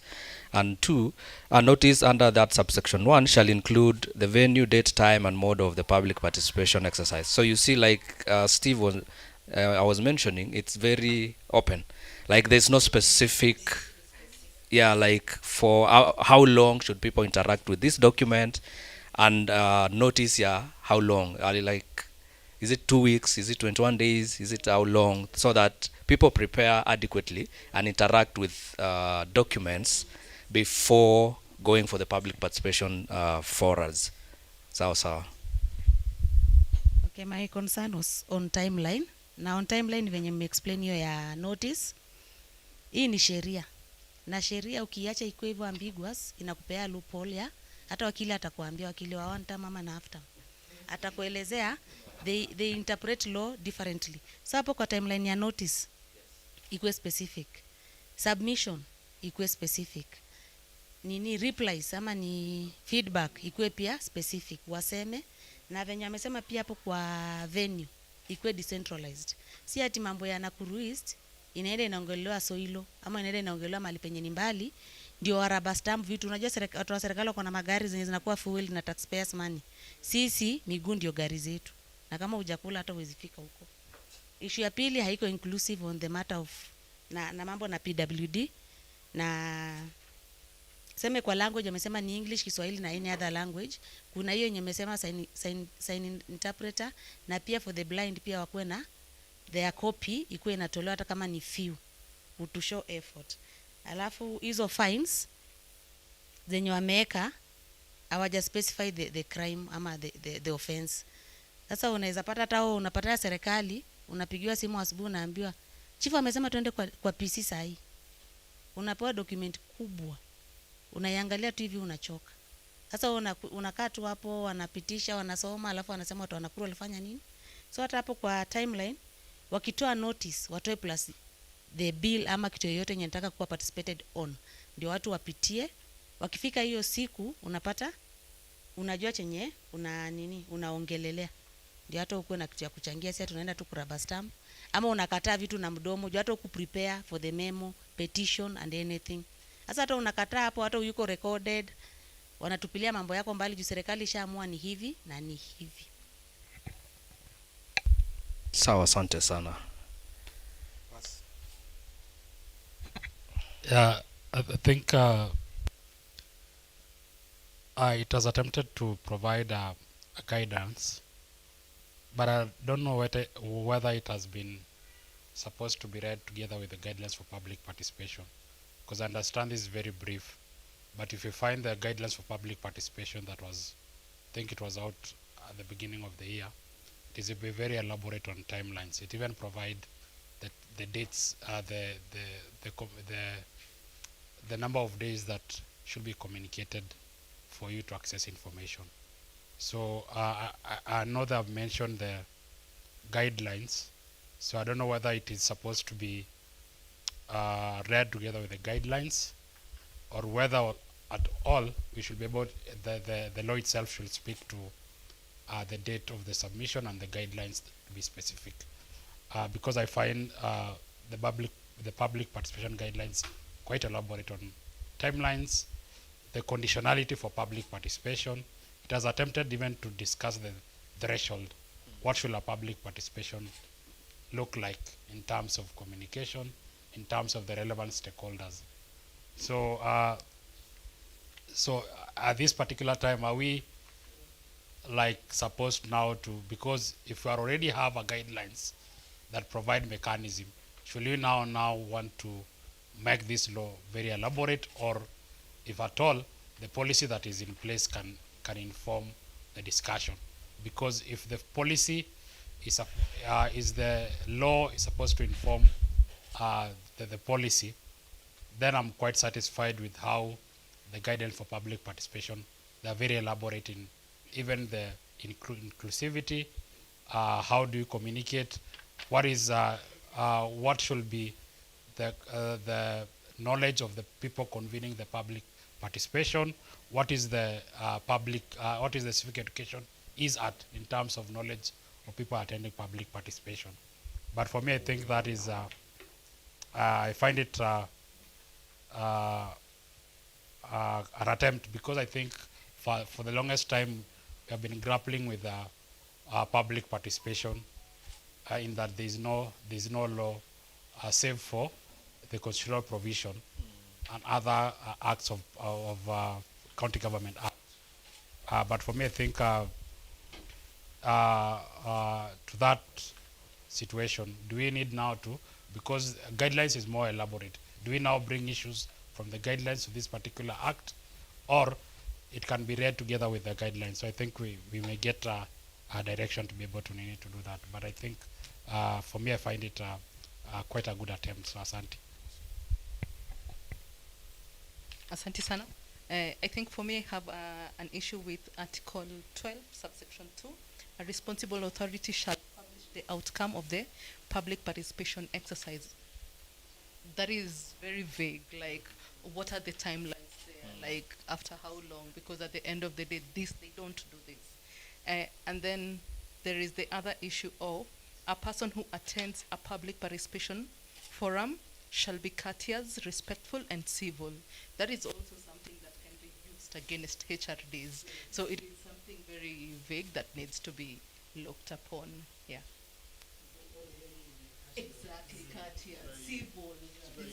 Yeah, it's so, yeah. Since Beatrix ameleta story ya HRDs, I also wanted, it was my last comment but ndaanza nayo. The bill also needs to protect the participant and human rights defenders by saying the law should safeguard to protect participants, including community leaders and human rights defenders, from intimidation or retaliation for expressing their views during the public participation process. That is one. Two, it should promote inclusivity and civic education. The bill should encourage civic education initiatives that empower citizens with knowledge and skills necessary to participate effectively in governance process. Particularly, focus should be placed on rural and marginalized communities that often face barriers to participate. And this is iko very reality. Tukiangalia Nakuru County, watu wa Kuresoi South na North, huko hata tukiongelea story ya digital, hakuna huko internet hakuna. So they need to enhance ways on how what our reach, and by doing so ni level nani alikuwa anasema wa exercise hizo. Kitambo kulikuwa na gari zinapita zikiongelesha watu, kulikuwa na chiefs wanapatia watu information. They need to enhance that. Ingine ni ensure accountability and feedback mechanism. Public institutions should be required to publish reports, outline their views received from the public, and clearly indicate how those views were considered in the final decision-making process.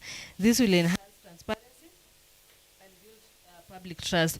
Tukiangalia mara nyingi memorandum huwa tunapeanaga, hakuna maliwa zinaekwa. Hata ukitaka kuzi access, uwezi zi access unless sisi wenyewe tukue na copy. But how sure am I that hii memorandum ninapeana itaekwa wapi? Are they just going to collect na waeke kwa shelf, or where are they going to place? And I was just thinking aloud, how best can this bill be can use HRBA approach? Because more often wanaekaga na timelines zao, na utakuta tukiguzia bado story ya domestic workers, kuna kwa na ile time wanakuwaga available, but hawa kieka public participation time wameweka, utakuta labda hiyo time domestic worker labda ndo wanafaa kufanya some 1 to 3, they need to be very deliberate by considering the community members in terms of timeline, ni sangapi wana hold hii public participation. They should even go further. Si lazima wa confine to Monday to Friday. What about changing things and maybe putting it on a Saturday or a Sunday, whereby we can have more people being involved, ndo tusikose ruhusa kwa makazi zetu.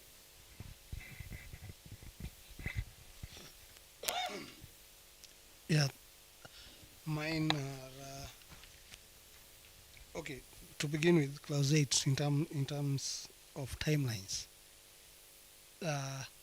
I think they should be specific, vile alikuwa amesema, and in terms of timelines, I think the timeline should be adequate in that it pair the local public enough time to read and interrogate the bill, and also seek more clarification from other sources.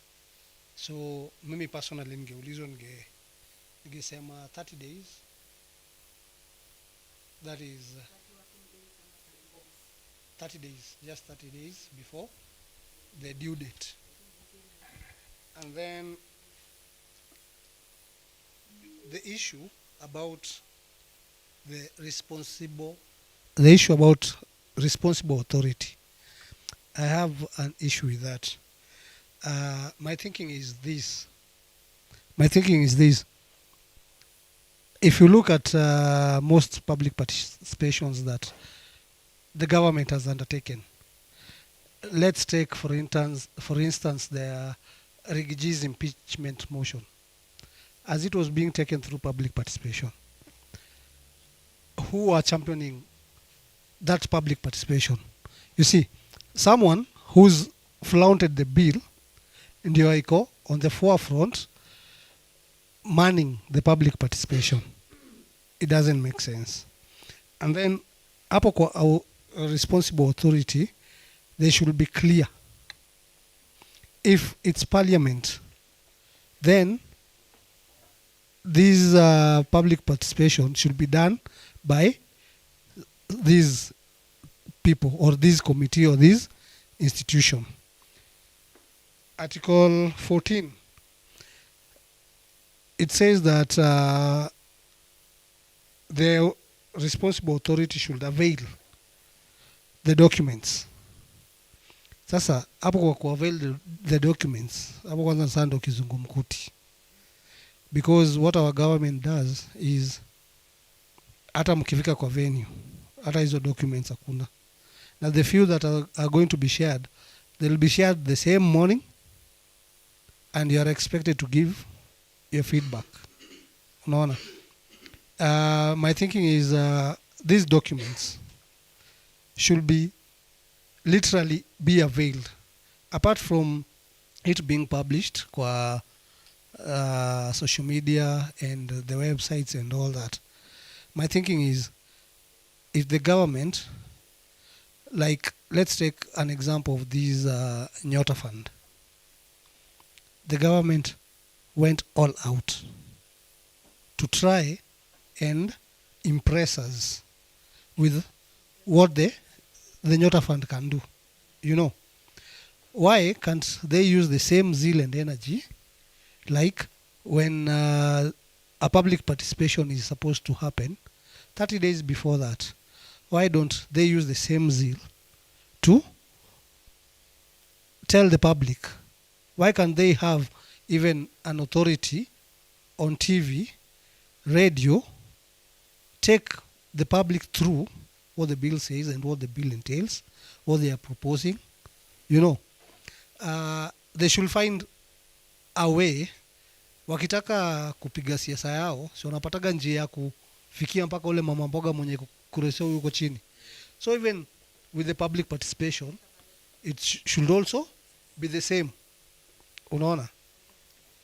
And then about the authority, mimi I have a problem.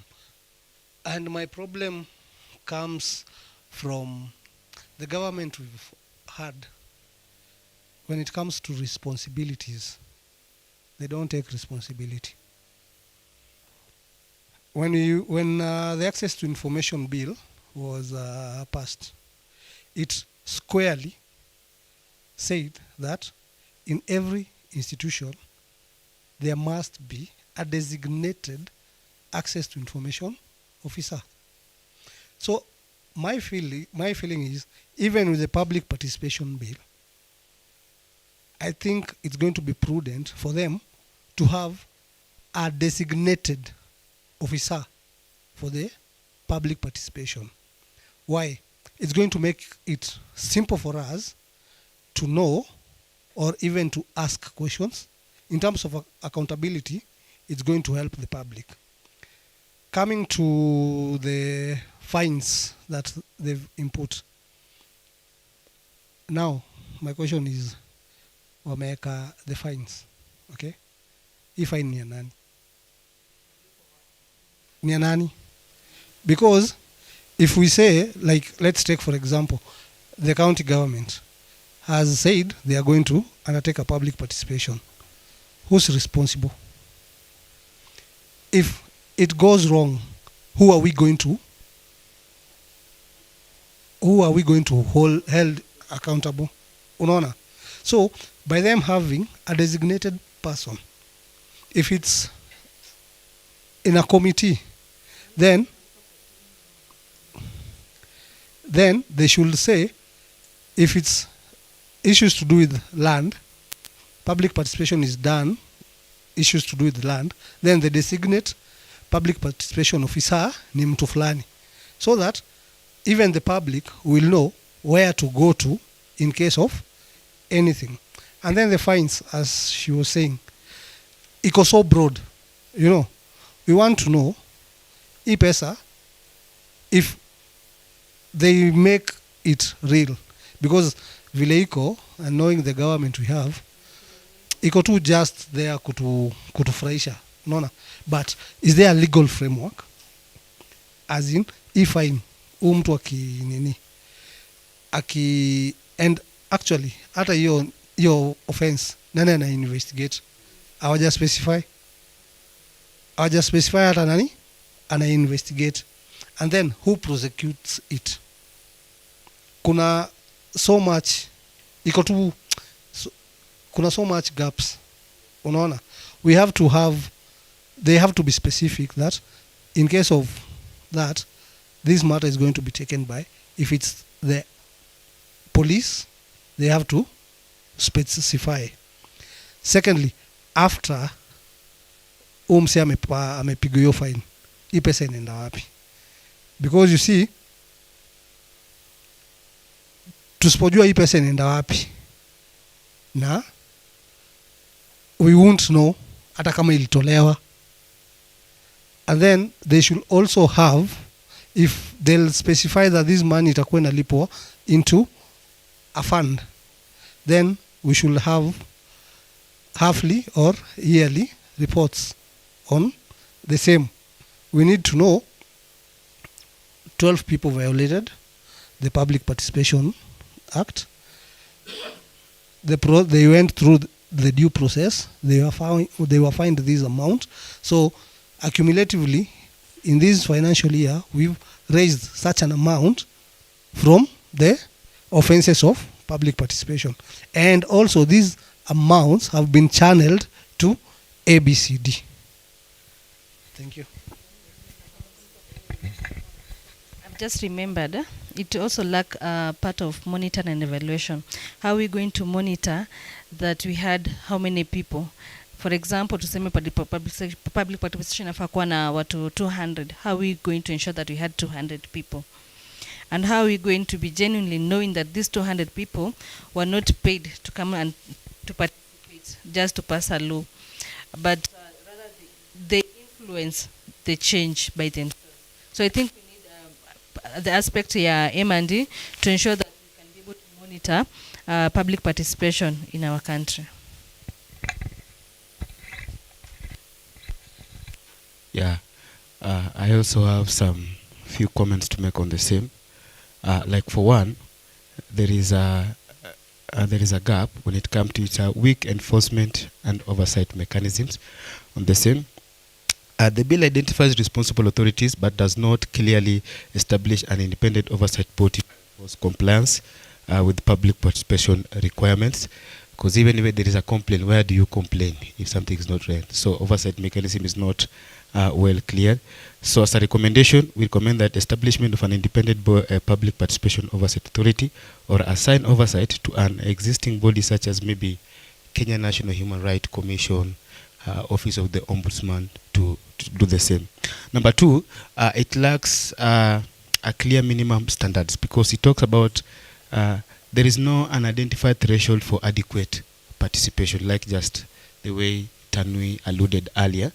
The bill talk about reasonable time, notice, and access, but does not define measurable standards, which implications authorities may provide very short notice or limited forums. Participation quality will vary widely between institutions because it talks about the relevant authority will come up with a specific guidelines. So it means a certain department may come up with the specific guidelines, another department the same. So we need to have a standardized threshold that cut across the board to guide that. And then number three, limited inclusivity provision.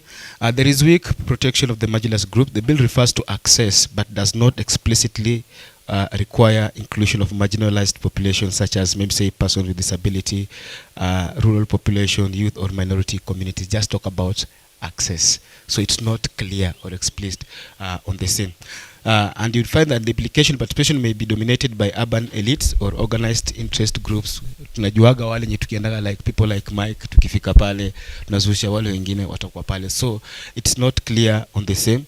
And I think maybe as a recommendation, it include mandatory provisions that require accessibility for the persons with disability, sign language and braille, as Steve had purported earlier. Then translation to local languages, outreaches to rural informalities and all that. Then number four, limited digital participation framework. No strong digital participation provisions in the bill. The bill just allows different notification method but does not emphasize on the digital platforms, which it might miss out opportunity to expand participation through technology. Youth participation also may remain low. So as a recommendation, I would wish maybe the required institution to use offline official online consultation portals, something like email to submit that, and that can also be quantified, monitored and also be measured. And then five, weak feedback mechanism and reporting. Lack of obligation to explain how public input influenced decisions. Just like how Muna had alluded earlier. In most of the time we submit memorandum, but we are not, how can we affirm that all the proposals and maybe aspiration that we submit through memorandums are put into consideration or maybe are also considered as a priority while making decisions on the same. So you find that although the bill mentioned processing response, it does not require detailed feedback reports. Implication of citizens may feel participation is symbolic rather than impactful. So we recommend make it mandatory to authorities to publish a public participation report containing summary of submission received, issues raised by the public, government responses, and also reasons for accepting or rejecting proposals. I think if you go that way, we are able to assess and also to give feedback as a public. And then last but not the least, there is no budgetary framework on the same. Because like in Nakuru, we have a Public Participation Act 2016, which was passed. It has never been operationalized. It has no budget allocation. Although it has a portfolio that has a CEO, we don't know what does that CEO does in office. The other time we heard that that act is on review, under review, reviewing for what? Something that has never seen the light, you know. So we recommend that the annual public participation budgets in government institution and also allow county government to allocate funds in their budgets for participation activities. Then mwisho kabisa, weak penalties for non-compliance. General penalty clause is vague. The bill includes general penalty, but it is not specific. It may not deter violation. Implication is that authorities could ignore participation required without meaningful consequences, putting into mind that they're in a position they can afford to pay that fine. And then after paying that fine, somebody runs away with an offense that is committed. So as a recommendation, we say administrative sanctions against responsible officer if somebody at any given time may underlook or water down the principles and the guidelines that are mentioned in the Act. Then nullification of decisions made without public participation, I think, will also give compliance, because if somebody can conduct a public participation without the inclusion of the people and the input, then it means that decision that may emerge from it should be null and void. Then also judicial review. And finally, what Muna said, lacks monitoring and evaluation framework. There is no mechanism for evaluating effectiveness. The bill does not require periodic assessment participation processes. However, the implication is that a government cannot measure whether participation improves governance or not. So recommendation is that introduce annual reporting to Parliament on public participation, establish performance indicators such as number of citizens participating, diversity of participants, and also policy changes resulting from participation. Thank you.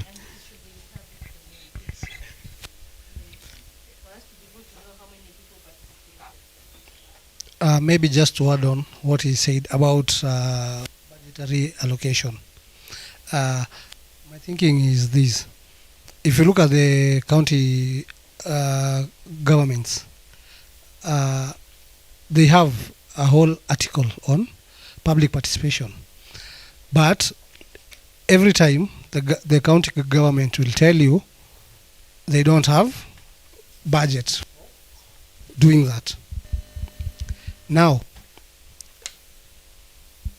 can it touch on that on the national level? If the bill, when the bill is being proposed and the bill is ongoing, it should always and come with a budgetary allocation.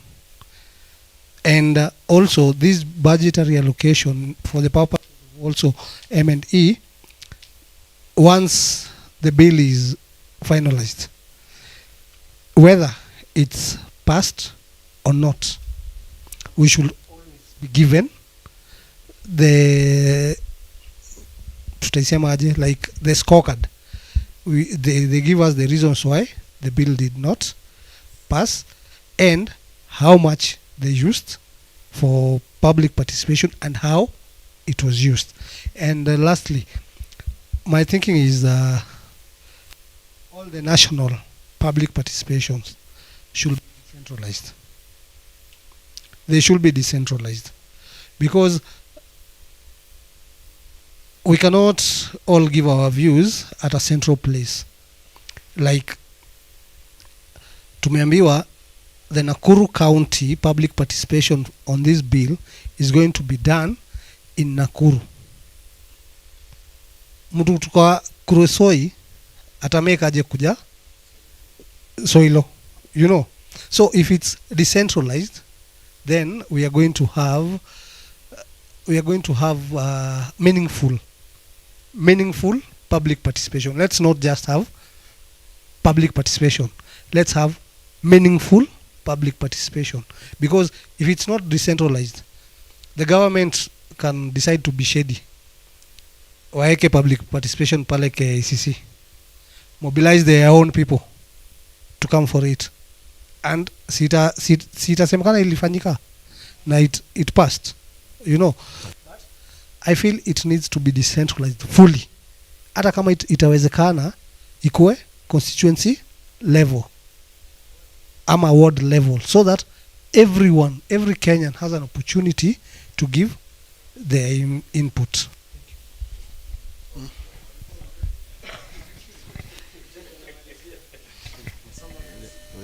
After mzee.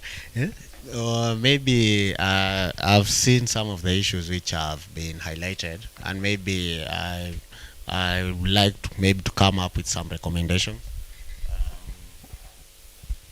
I'll start with the latest one, political interferences, and maybe what defines good public participation. It has happened because tunaweza enda tuseme kama baba amesoma hata si tumesoma, we sing praises, we attend, everything is in place, and then we sign, it's done. So maybe come up with a threshold, kind of a percentage, kind of to qualify that this 70% at least attains good public participation. We kind of have a scorecard of how the public participation was done. We take measures like, were there enough young people? Were there PWDs represented in that public participation? Did they understand what they were talking about in that public participation? We kind of have a scorecard based on such things to outline a successful public participation. It will also help to curb maybe in terms of political interferences and whose authority body, maybe have come up with a whole independent body which now will be in charge of public participation and all of those processes. I've had 3, I think, instances. One with Steve here. We went to KICC. Even finding someone who can stamp our memorandum was an issue. How certain are we that it was read and it will reflect to that bill? Yeah. So on that, I was suggesting kind of a feedback mechanism in their website so that you can know. It's only one memorandum that we wrote na kina Vini to the county, alafu nikiona kwa report nikaona it reflected. Alex alikuwa ameandika ilikuwa ya budget, vitu zetu tumeongelelea. At least that way I felt that our memorandum ili create impact. What about all of these other memorandums? Even if kama tukustampiwa ndo urudi imestampiwa, showing that it has been received was an issue. How do we know it was read? Maybe have a feedback mechanism and have a deadline on when it should be replied. Kama hii memorandum yetu tunaandika leo, we have 2 weeks.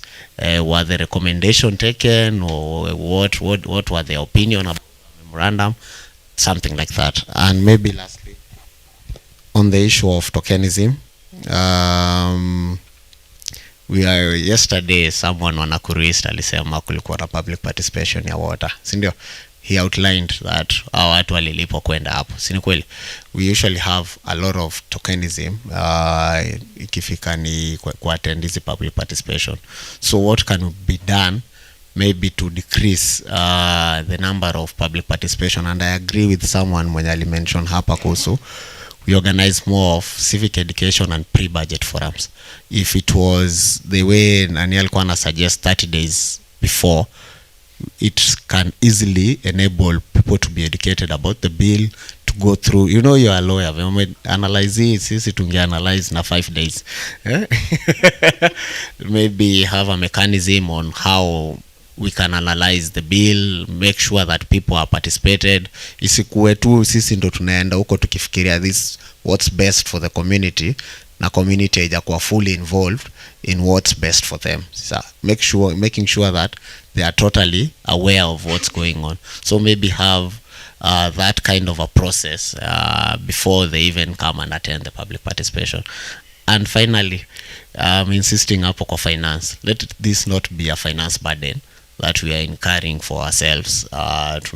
We have a very good public participation bill.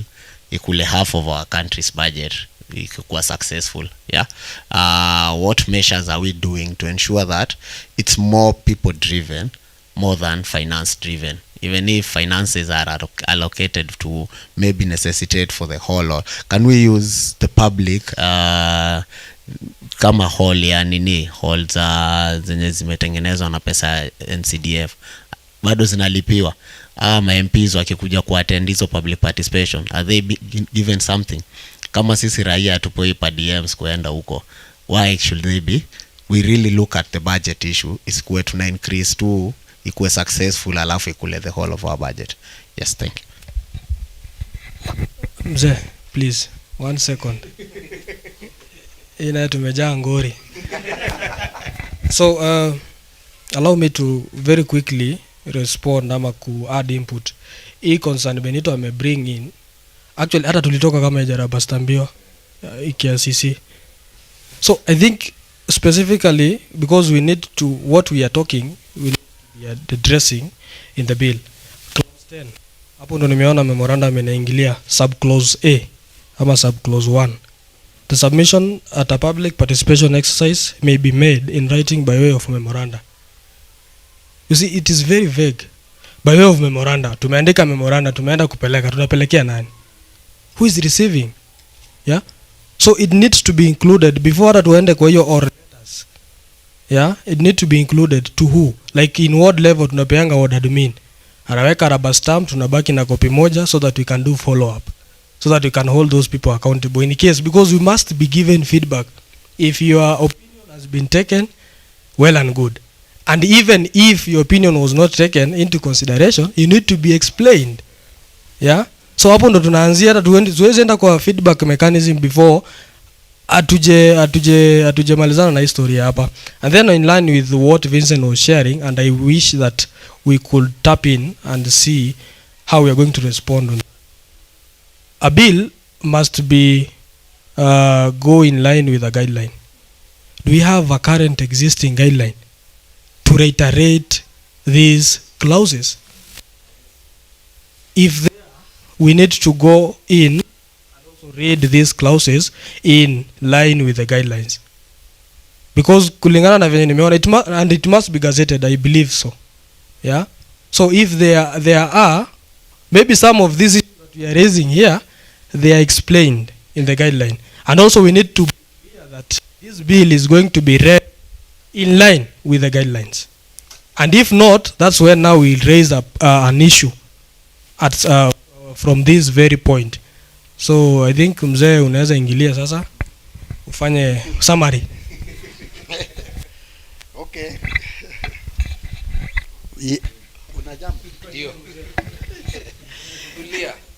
I wanted to add something about PWD. I think when you are organizing this conference, I think ungeongeza at least one PWD, because those people suffers a lot. The other time we had a public participation here about registration of property, and we had three deaf people, and even they didn't discover until kama public participation in nation was, we have three deaf people here, let's look for somebody to translate for them. So they should do something about the people with disability, lakini sana sana the deaf and the blind, because I've never seen public participation attended by the blind people. They should look at that. Even there's a time we had a public participation in Nakuru East Sub-County, and there's a lady approached me and asked me, she was deaf, so I could not understand anything, and she wanted to give out the memorandum. So I was looking for who can help me translate. I don't know. She's talking. So, and I gave her something to write on, and then she told me she wanted to see MCA and give out the memorandum. All along she's coming here, but hakuna usaidizi amepata. So those people are neglected. Let's look upon that. Okay, thank you.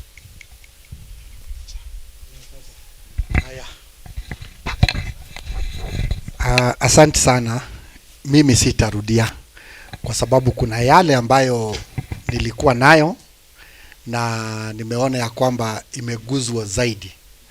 Mimi nataka kukuja local kabisa, na hiyo local ningependelea kwa sababu mambo ya public participation in Kenya ni kama mahali ya kupiga picha na kusign attendance list enye kama kuna mtu ataenda kutini wanasimama nayo, hii ndio wenye walishiriki na hawa ndio wenye walikuwa. Lakini yale yaliyosemwa hapo ama ile memorandum waliopokea hapo, ukiona hapo mbele ni kama tayari walishafika kwa decision, na hiyo ni kuraba stamp tu. Kwa hivyo kwa sababu mimi ni upande ya budget sana sana, kama budget champion huwa nina fedheshwa sana na hii kitu inaitwa supplementary budgets, na sijaona katika hiyo public participation, ingawa nimeipitia tu dakika hii, mali ambayo inasema idadi ya wale watakaoshiriki kupendekeza maybe pesa fulani ama miradi fulani, na wakati ambapo wanaenda kufanya supplementary watuambie kisababu na namba ambayo itakubali hiyo supplementary hiyo pesa kutolewa ijulikane ni wangapi. Kwa hivyo kwa sababu tuna hata parliament yetu saizi utaona budget mingi ambayo zile mbadi huwa anasoma wakati ya budget. Katikati hapo kuna supplementary mingi sana, na hapo ndio pesa inaenda hivi, ingawa wanasema supplementary isipite kiwango fulani ya budget, lakini kulingana na venye naona ni kama hiyo sheria inavunjwa na kuna mtu ambaye asha realize kitu kama hiyo na maybe kwenda kotini. Kwa hivyo hiyo supplementary ningependekeza ya kwamba kabla wajafanya supplementary wa involve community zaidi, na tujue ni namba wangapi. Kwa county assembly huwa mnashiriki budget mwiko kama watu 300, lakini wakati ambapo MCA anataka kufanya supplementary yake ama anataka kutoa miradi hii, pesa hii miradi aweke kwingine, maybe labda anaweza tafuta signature watu 7 na aende naye pale kwa parliament, na speaker ambie wananchi wangu wameamua hii pesa tutoe tuweke mali fulani. Jambo hilo iko katika wodi yangu. Kuna pendekezo ambayo pesa iliwekwa katika uwanja fulani irekebishwe, lakini MCA akarudi akachukua hiyo pesa, alisema tu iwekwe tu, ataitoa aiweke kwa basari, ndio basari akuwe na pesa mzuri ya kuwasilisha wananchi. Kwa hivyo hiyo ni kitu ambayo tutatakana kwa hiyo public participation tuiangazie zaidi kuhusu hiyo. Mambo ya venue, mambo ya memorandums online sijasikia mahali ambapo, kwa sababu wakati ambapo tunapendekeza kuna kitu tunaita validation ndio key. Umeandika memorandum, siku ya validation haujashiriki, ile mawazo yako imeogelea pale. Ni njia gani ambayo inaweza fanyika ambayo validation wale ambayo watatumia online wanaweza kuwa considered wakati ya validation? Nadhani hiyo pia tunaweza tafuta ni nini ambayo tunaitia nguvu mahali pale.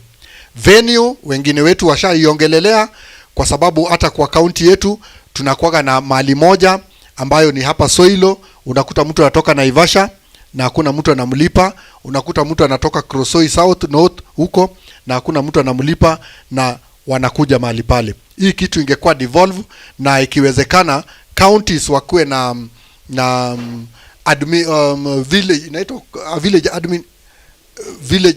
village admins ambayo wanaweza kuwa kama ni public participation, iandaliwe pale kwa baraza za chini ndio ipatikane hayo maoni yao.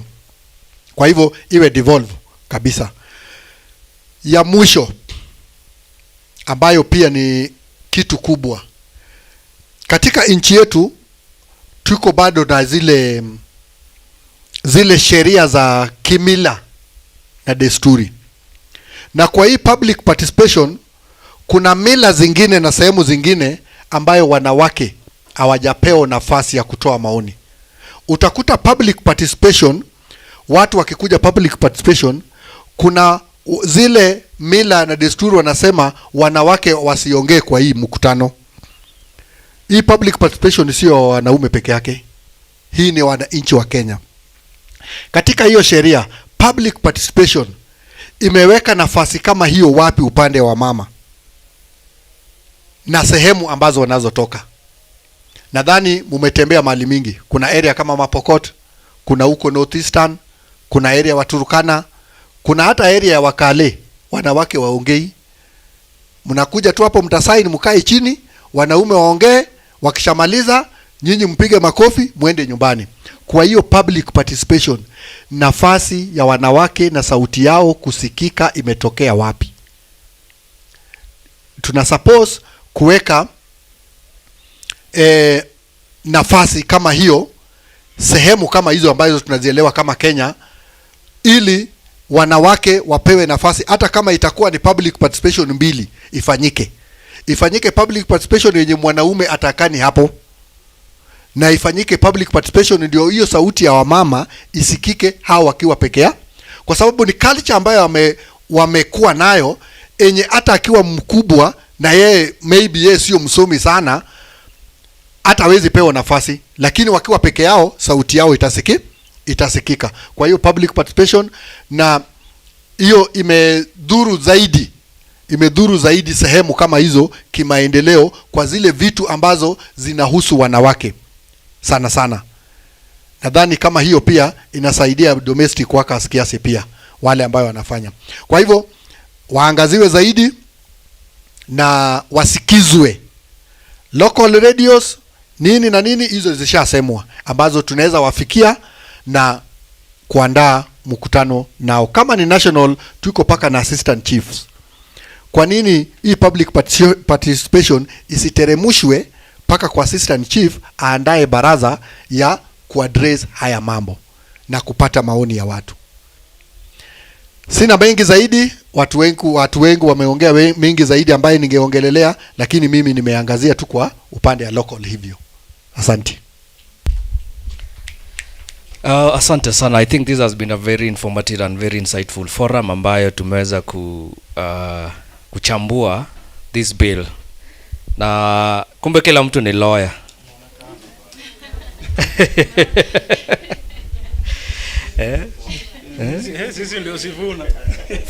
From the analysis that there are people who just read that bill sahi, now you could really tell that they have points that ni thoughtful and like nimesema, kila mtu hapa ni wakili, nafaa tujipigie makofi because of that. Now I have general take on this before you maybe go, is what Vincent raised. I think that is very fundamental in terms of whether this particular bill will be read together with the existing policy, the guidelines of the sessional paper number 3 that outlined all these guidelines of public participation. Because why do we duplicate or need to duplicate these laws or policies, whereas there are existing policies and laws that would actually augment this and make it stronger, and so that we avoid these issues of having this other section, or the national government has proposed these bills, the county government will also be doing the other things. This bill, clause 16, that says the responsible authority may develop specific guidelines, which I think that should be amended to read according to the policies or existing policies, and maybe mention that particular policy paper, so that when you're developing any guidelines, you're looking back at that policy, because at a public participation forum is mentioned that it's according to chapter 10 of the Constitution. So why not according to this existing policy, so that anything that you're undertaking under, or any policy or any guidelines that you want to specifically amend or create to fit your audience, you're looking back at the existing one, so that you don't deviate and have any other policies that are not good. To Nani Kihara, you mentioned about mambo ya memoranda submission, that I think they've done under part 2 or clause 6, the responsible authorities. So for example, the National Assembly and the Senate, the clerks, county assemblies, the clerks as well. So state departments, the principal secretaries or the secretaries. I mean, I think depending on where the bill or where the public participation forum is held, or the people running the public participation, the relevant authorities, there will be also those relevant or responsible offices that require or will be receiving these memorandums and feedbacks. For instance, I know the National Assembly usually need our clerks, and when you go there, they usually at the offices and receiving all that. But I think I don't know which nini mulikuwa mnalopeleka KICC. Yes. Oh, finance bill. Okay. I see. Yes. We could use the mic. Yes. Hi. Okay. So what was the issue is, you find, like, for example, let me give this current situation ya tulienda Soilo ya CFSP. You find out that you went there with memorandum. Assume this is a guy from Kuresoi. Ameenda Soilo. But now unaambiwa rubber stamp haiko hapo. You must come back up to hapa kwa governor the following day so that ati ndio itakuwa rubber stamp na one copy.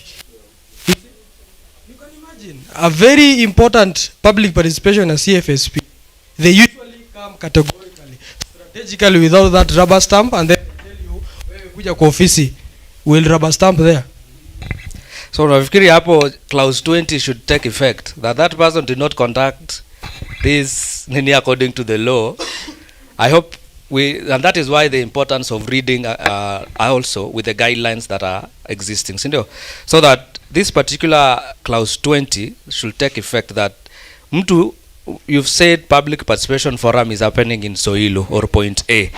Why should you as an officer lack a simple thing like rubber stamp that would say that I have submitted or would authenticate my submission to the office, So I think we can check into that and see that person is liable for that particular offense, because getting you to move a rubber stamp, meaning it is the failure on their part of undertaking this.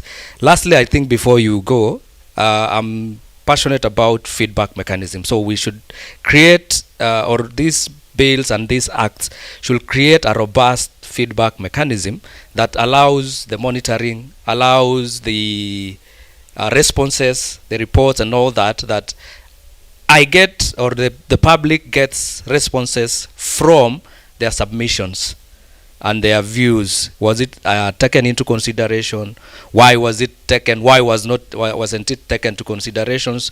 Where is the failure in terms of maybe how we presented our memorandums or our petitions was not the right way? Where are the guidelines? Another thing is, because that feedback also incorporates now the civic education, that it's very important that civic education forums are conducted before the day of public participation, because there are not necessarily these bills. There are also other documents that require public participation. For instance, the annual development plans, the CFSPs and all that. How confident are you that the people you're inviting to come to that public participation forum have knowledge and understanding of these documents that you're presenting? Then availability of these documents in time, so that to allow also, like my brother was saying, interrogation of these documents, interrogation of these bills, interrogation of all these that you require, my input in. How do I meaningfully participate if I don't access the documents in time, if I don't understand the contents of these documents? So I'll stop at that and maybe welcome you before Jai. Okay, mine is just to echo what Kihara is saying, because one day it happened to me as we were presenting health memorandum on reproductive health. For me, at least I knew I come from Nakuru East, and when we went to present our memo, kunaitwaje? Soiro. So there was no start stamp. I had to come the following day to look for Dr. Wainaina to go and stamp for me that memo. So when we speak about at the grassroots communities, they are truly affected, and yet maybe they have used their transport. And maybe the last one, special consideration on the days, since if at all you are working and public participation is happening on Monday, which boss will allow you just to leave work to go to a public participation? So maybe depending on which bill, or let them be very considerate, just to allow the interested party to be available. So as they are setting their days, you have talked about domestic workers. They are usually allowed during the weekends, mostly on Sunday. Maybe when you want to address issues concerning them, maybe put more consideration into the days. Yes. Maybe for the national level, I think I can give credit to the National Assembly. I think there are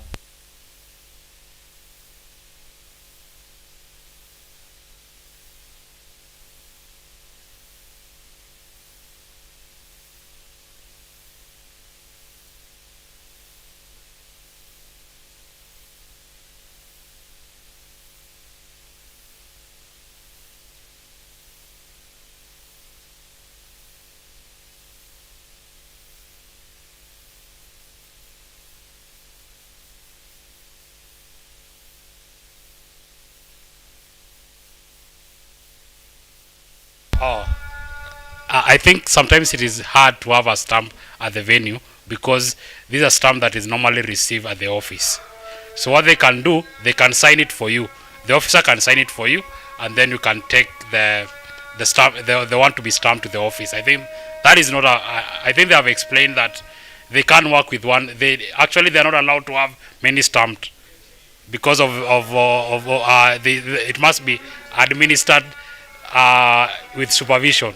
So I think they can't carry it to public participation. That is understandable. However, they can sign it for you, and then you can have the stamp copy at the office. So I think that is perfectly makes sense for me if they explain that way. So I just want to say thank you to everyone, first and foremost, for taking part in this exercise. I've done many bills with Kelly and other people before. You know, when we were looking at this one, we said at least it's just 12 pages, but I think you realize, like, as you go through bills, there's a lot of different issues and hakuna vitu nyingi ya kuaddress. So just reflecting on the discussion we had, I think some of the things I've identified that you guys have mentioned is, for instance, the bill has really broad mechanisms without specifics on issues such as inclusivity, accessibility, transparency, as well as accountability. There are no minimum standards for responsible authorities. There are no enforcement mechanisms as well. There is also a very glaring lack of digital technology and use of civic tech. There's no budgeting framework in place. The fines are as well low, and there's lack of implementation, and I guess to an extent we could say outdated modes of submission in terms of providing written submissions. And I think just coming from the conversation, I think some of the suggestions we've had is, for instance, in establishing minimum threshold for public participation by creating standards. We need to establish more robust legal frameworks. We need to establish a public participation registry, which furthermore we need public participation reports. So when we say reports, it's not just saying our constituents said ABC. We need to tell us about the geographical location, tell us age, genders, so on. We need to the bill needs to engage minorities and marginalized groups a lot more. They need to establish a dispute resolution mechanism. As much as they mentioned that fines will be put in place, again, it has not been mentioned who will be collecting these fines, who is bringing the charges, and so on. So again, dispute resolution mechanisms. As mentioned, again, civic education, which also falls under access to information. This should be the mandate of every authority that is carrying out public participation. We also need them to provide reports and exactly how the public participation feedback was used. So if they are going to take your recommendations and adopt them into the law, they should say, we took this recommendation and we are applying it. If they have chosen not to, then that should also be something they communicate, and of course with justification. Furthermore, I think something that stood out for me, but it's not really been touched on, but I think it's still important given the space we're in. I think the bill also needs to promote freedom of expression, because if you take last year, for instance, there was a coder called Munyiri who created a platform for public participation on the finance bill. So given how convenient and how easy it was for people to actually use the platform, she ended up being abducted, and yes. So simply because she made a website. So again, freedom of expression needs to be protected in that same manner. You guys said we also need early engagement from the different authorities, and also the adoption of new technologies and emerging technologies, social media and such. As mentioned, there was a lack of monitoring and evaluation, which also needs to be put down very clearly. And then we should also think about how we can update this mechanism for making submissions. As you mentioned, sometimes there's not going to be a stamp, so on.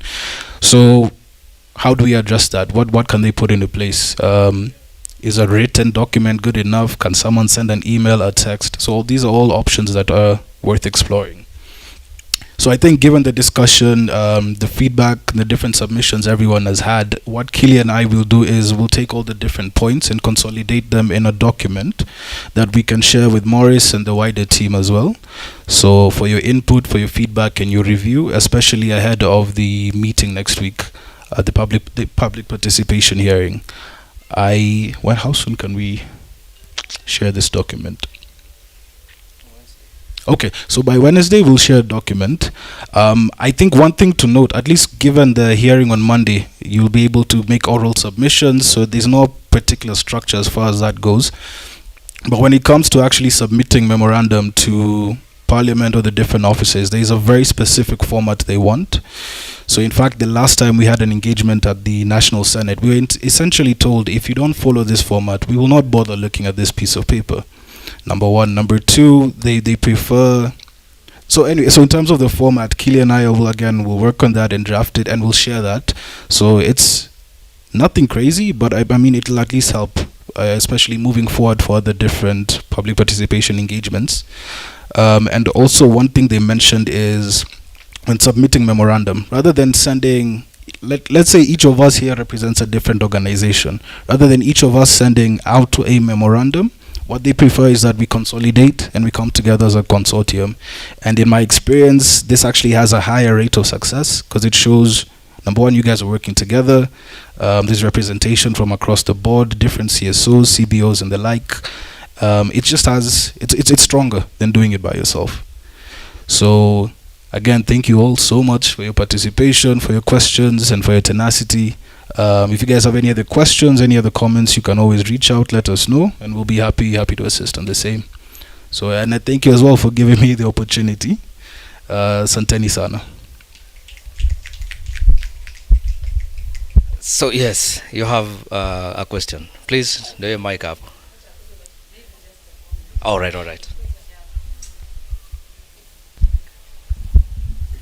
Yeah, you have just said that you'll share with us the document, and just I don't think you have our own emails. So I think for maybe for some of us who maybe you are joining for the first time, maybe we can just share with you our email so that we can also get the access to the document. That's okay. That's fine. Anyone else with comment, suggestion? We want to make this as seamless, as easy as possible. Tunaweza andika na Kiswahili pia. Tutafuta interpreter na shembeteng. We have all these. Go ahead, Diana. My concern was, I think they should see a way of telling the public that public participation is not being, nothing is being paid. Most of the people have that mentality that we must be paid, we must be given something. So they should do something so that they should put in mind this is for the help of themselves and their children. They should not be paid. Again, civic education. Yeah, civic education again. Again, this all goes back to civic education. Kuhakikisha kwamba mtu anaelewa and the need as well. Mbona mtu atokee kwa public participation na hakuna tokenism like we use. Because yes. The issue they brought about being signed, the memorandum should be signed. You know, those leaders always run away because if they wait for signing of the memorandum, people will come, we need something, we need tea. I've worked in an office where we received those memorandum. So mdosi anakuja anatoka, Dana, we chukue tuzo vitu nitasign kesho, wacha mimi nitoroke, wataniomba pesa. You see, yeah.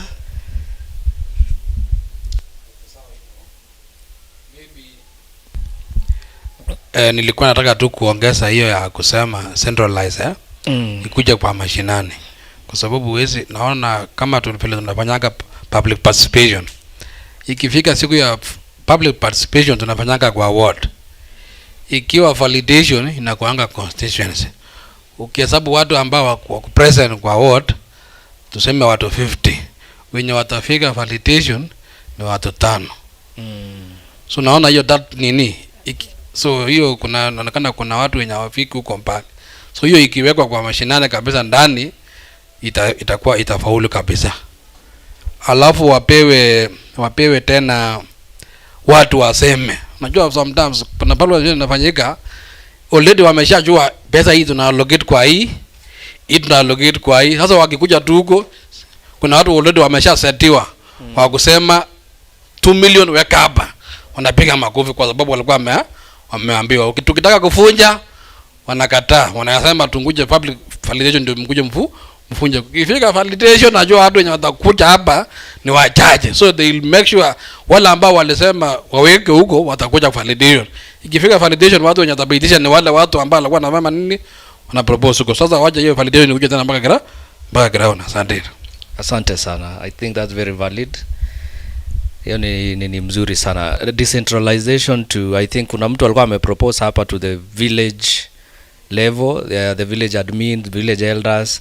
I think that worked very well with how Makueni County operates in terms of public participation. That village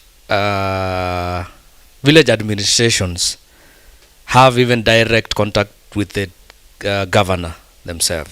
That hata hapa katikati ikikwama tunaweza bado fikisha ujumbe wetu na maoni yetu directly to the authority ama to the governor. So I think na nafikiri mambo mengi ni kulearn from what's working, what has not worked from. Hiyo inaitwa benchmarking hiyo. Yenye tunaenda China with a lot of ama Singapore to learn how they are doing, lakini we don't want to implement how they did. Sindio? So I think that's a good suggestion, that decentralized to the lowest level possible. Mzee alikuwa amesema hata kama ni sublocation, hata si village, hata sublocation is still fine, like kwa that sub chief, sindio? The assistant chief ndio ana run sublocation. So kama ni kitu yenye inaweza fika that particular extent of administration, that will be great. Thank you so much. Anyone else with any recommendation, any comment? How was the session? Na hakuna mtu amesema hiyo. Wasema kiboyo.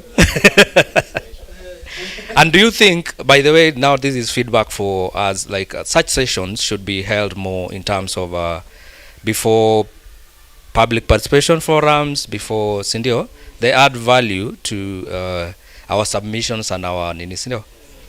And also, you know, when we brainstorm, yes, there are some issues that we are sure. Sure. Yes. Kabisa.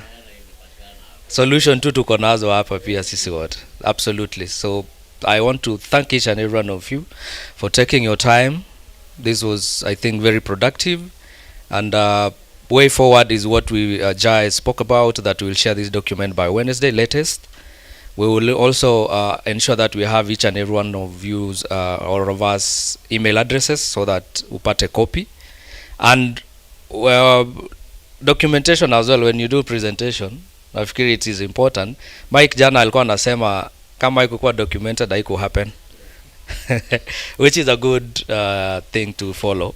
Again, we will strive as an organization to ensure that every other time there are such kind of bills, be it county, be it the national issues in terms of public participation, tujaribu sana kupatana, we educate each other, because by the time this bill probably is enacted into law, it might take a while, sindio? So we do what we can do, how best we can do hapa chini, so that we also add value to all these processes, a democratic process, and ensure that inclusivity ama our voices are included in decision making, sindio? So asante sana, Mungu awabariki. Thank you. Back to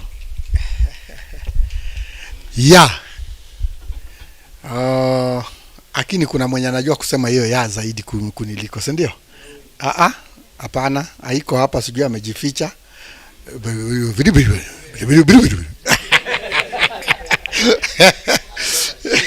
Je, anajua zaidi kuniliko. Najaribu kuiga lakini haingiani, si ndio? Otherwise nimeshukuru zaidi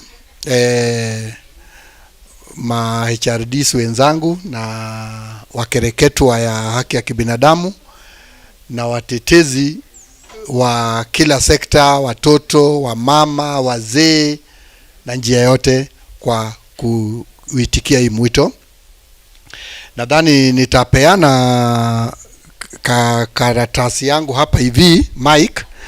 Kila mtu ataandika email yake hapa, alafu nitapea nani apige picha hapo email, alafu nadhani watashare na sisi, na pia hiyo tarehe 23 nitawasilisha hiyo memorandum kwa niaba. Close your eyes and whisper a prayer. The love that was lost is finally found. Dry your tears, for it won't be long. The rainbow comes after the rain. March on, soldier, be strong. Don't put down your rifle, the fight must go on. March on, soldier, hold on, for home is just over the hill. Let go of doubt, but hold on to faith. For don't you know, soldier, your father awaits. For the weak, please be strong, lift them up, carry on. For home is just over the hill. March on, soldier, be strong. Don't put down your rifle, the fight must go on. March on, soldier, hold on, for home is just over the hill. March on, soldier, be strong. Don't put down your rifle, the fight must go on. March on, soldier, hold on, for home is just over the hill.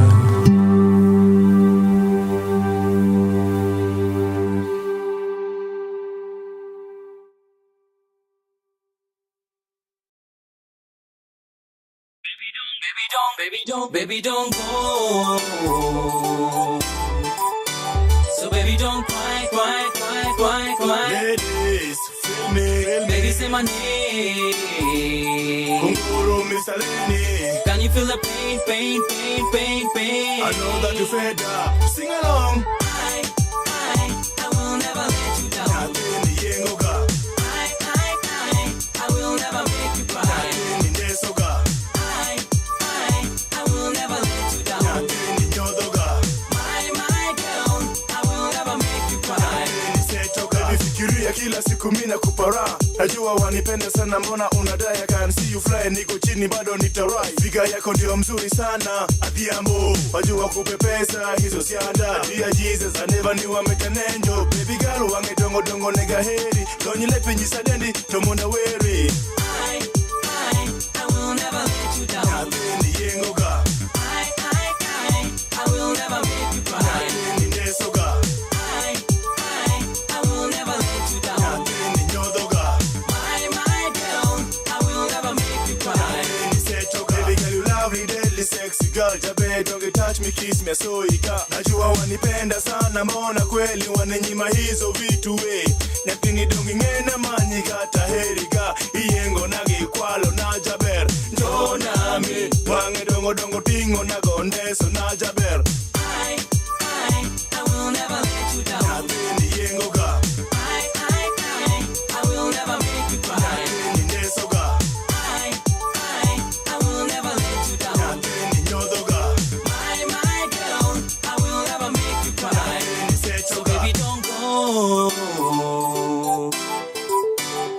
never give up, up, up, up, up. I know that you're fed up.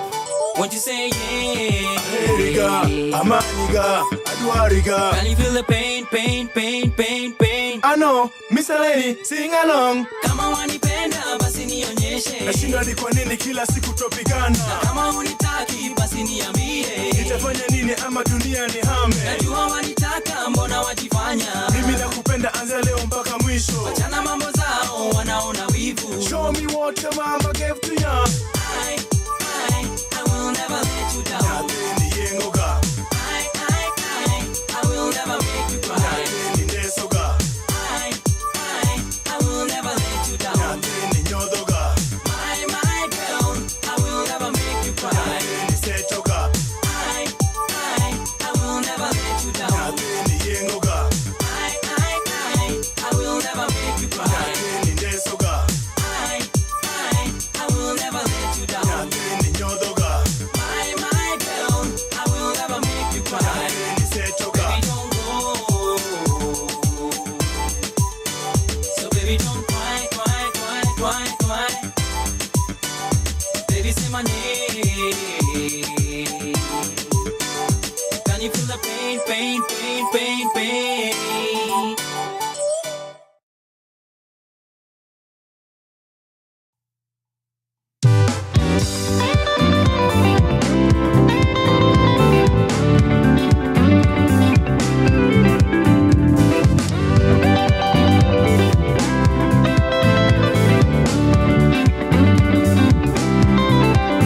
I bumped into this guy at this club. We were dancing, African beauty, tall, dark, and handsome. Gave me his number, I gave him my name. That marked the beginning of such a beautiful thing. I don't know what I'm feeling when he's around. My head touches the ceiling, far back to the ground. Is it love or just infatuation? Whatever it is, I just love the sensation. Jana moja, jana moja. Let me tell you some more about my African king. I love his big brown eyes and the color of his skin. I can't breathe whenever he's not around. I go weak, oh yeah, whenever he comes around. I don't know what I'm feeling when he's around. My head touches the ceiling, far back to the ground. Is it love or just infatuation? Whatever it is, I just love the sensation. Jana moja, jana moja. Sikuli, siyogi, nampenda.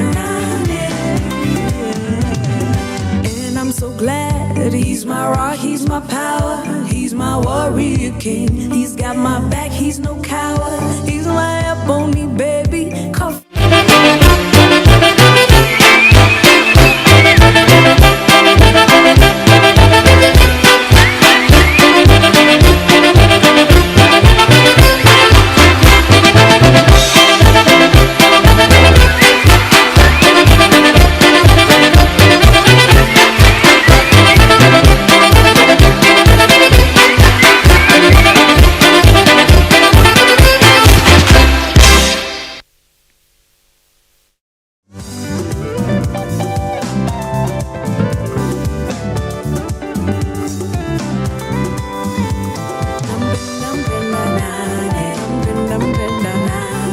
Jana moja, kijana moja. Sikuli, siyogi, nampenda. What I'm feeling, yeah. Oh, to the ceiling, yeah. Oh, nampenda.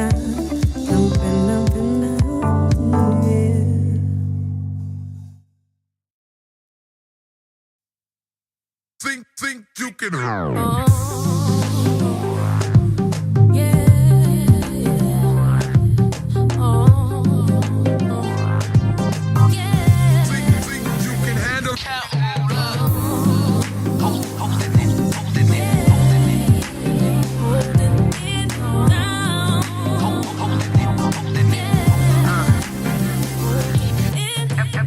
what the haters say. Sipping on that haterade, I'm tipsy off that Tanqueray and Alizé, I'm hella paid. Pair of J's on me as I hit the stage, hella bait. Toast to the hard work, so every day we celebrate.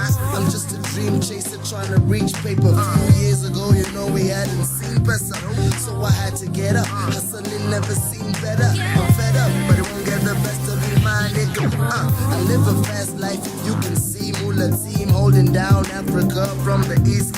Please, you know we're trying to stack up all the G's, getting money overseas. Mikey told me had a dream, Luther King, we believe. If I'm gonna make it worth it, then I gotta go hard. Got my city on my back. If you feel me, holla back. I do it for the 2-5 low. We hold it down, hold me down. You know we holding it down. We hold it down, hold me down. You know we holding it. We hold it down, hold me down. You know we holding it down. Hold it down, hold me down. You know we holding it. See, I gotta get that dough. Your money been the motive. Mama told me take it slow, boy. Keep your options open. Now we be all up inside your TV with a couple more beanies while we treat them haters like Stevie Wonder. Why these niggas bother anymore? Play your trip or shopper man. Karungari better know that we swaggy, nigga out your swaggy.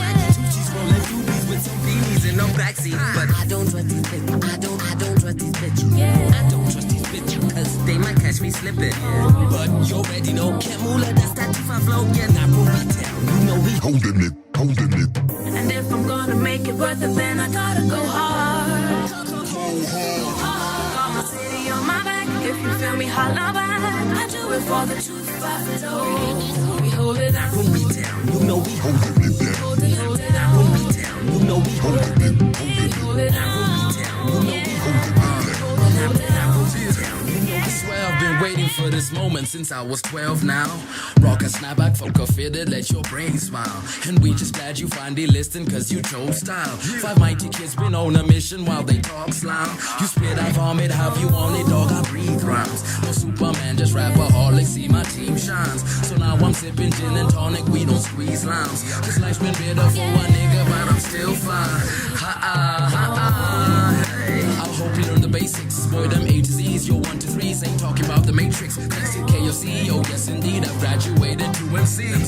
Living my dreams, glory to G.O.D. and if I'm gonna make it worth it, then I gotta go hard. Got my city on my back. If you feel me, holla back. I do it for the 2-5 low. We hold it down, hold me down. You know we holding it down. Hold it down, hold me down. You know we holding it. Hold it down, hold me down. You know we holding it down. Hold it down, hold me down. You know we holding it.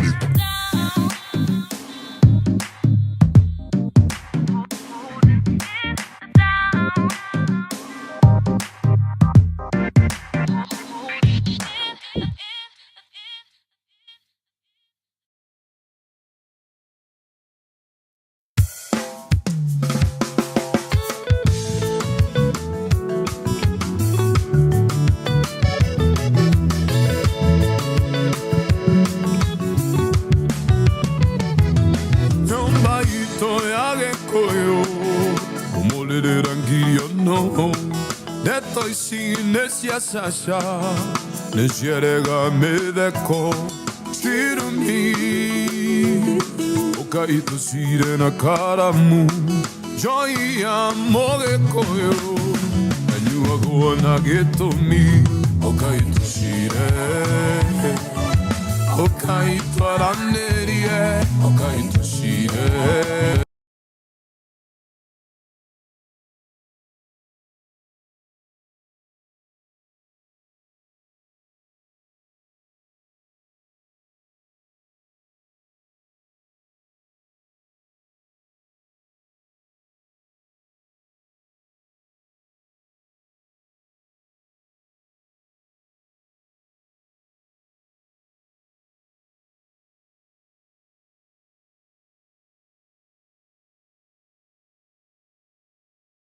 Joia mogekoyo, and you are gonna get on me. Okaito aranerie, okaito shire, okaito aranerie, konya ne gwendana.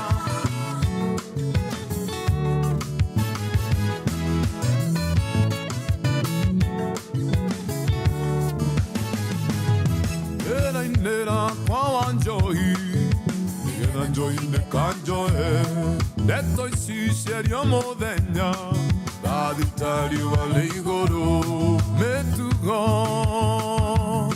Okaito shire na karamu Joy amore koyo Enyu ago nagetomi Okaito shire Okaito aranderie Okaito shire Okaito aranderie Kwaliende kwenda na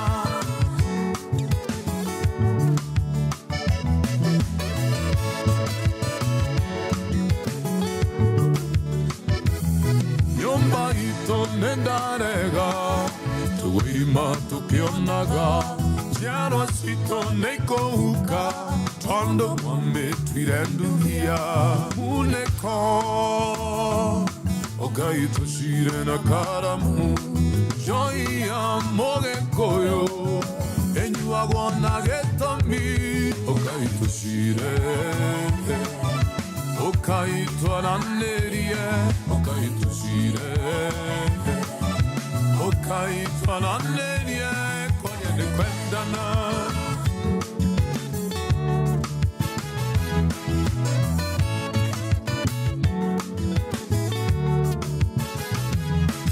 Inye mwale hire dhumu Nyomba yagi kuyo euke Mora tonga nyoni joru Ogodonero shamiro angai Omenye Ai vito da komaga Joy ya moge koyo Enyu agona getomi Okaito shire Okaito aranderie Okaito shire Okaito aranderie Okaito shire Okaito aranderie Okaito shire Okaito aranderie Kwaliende kwenda na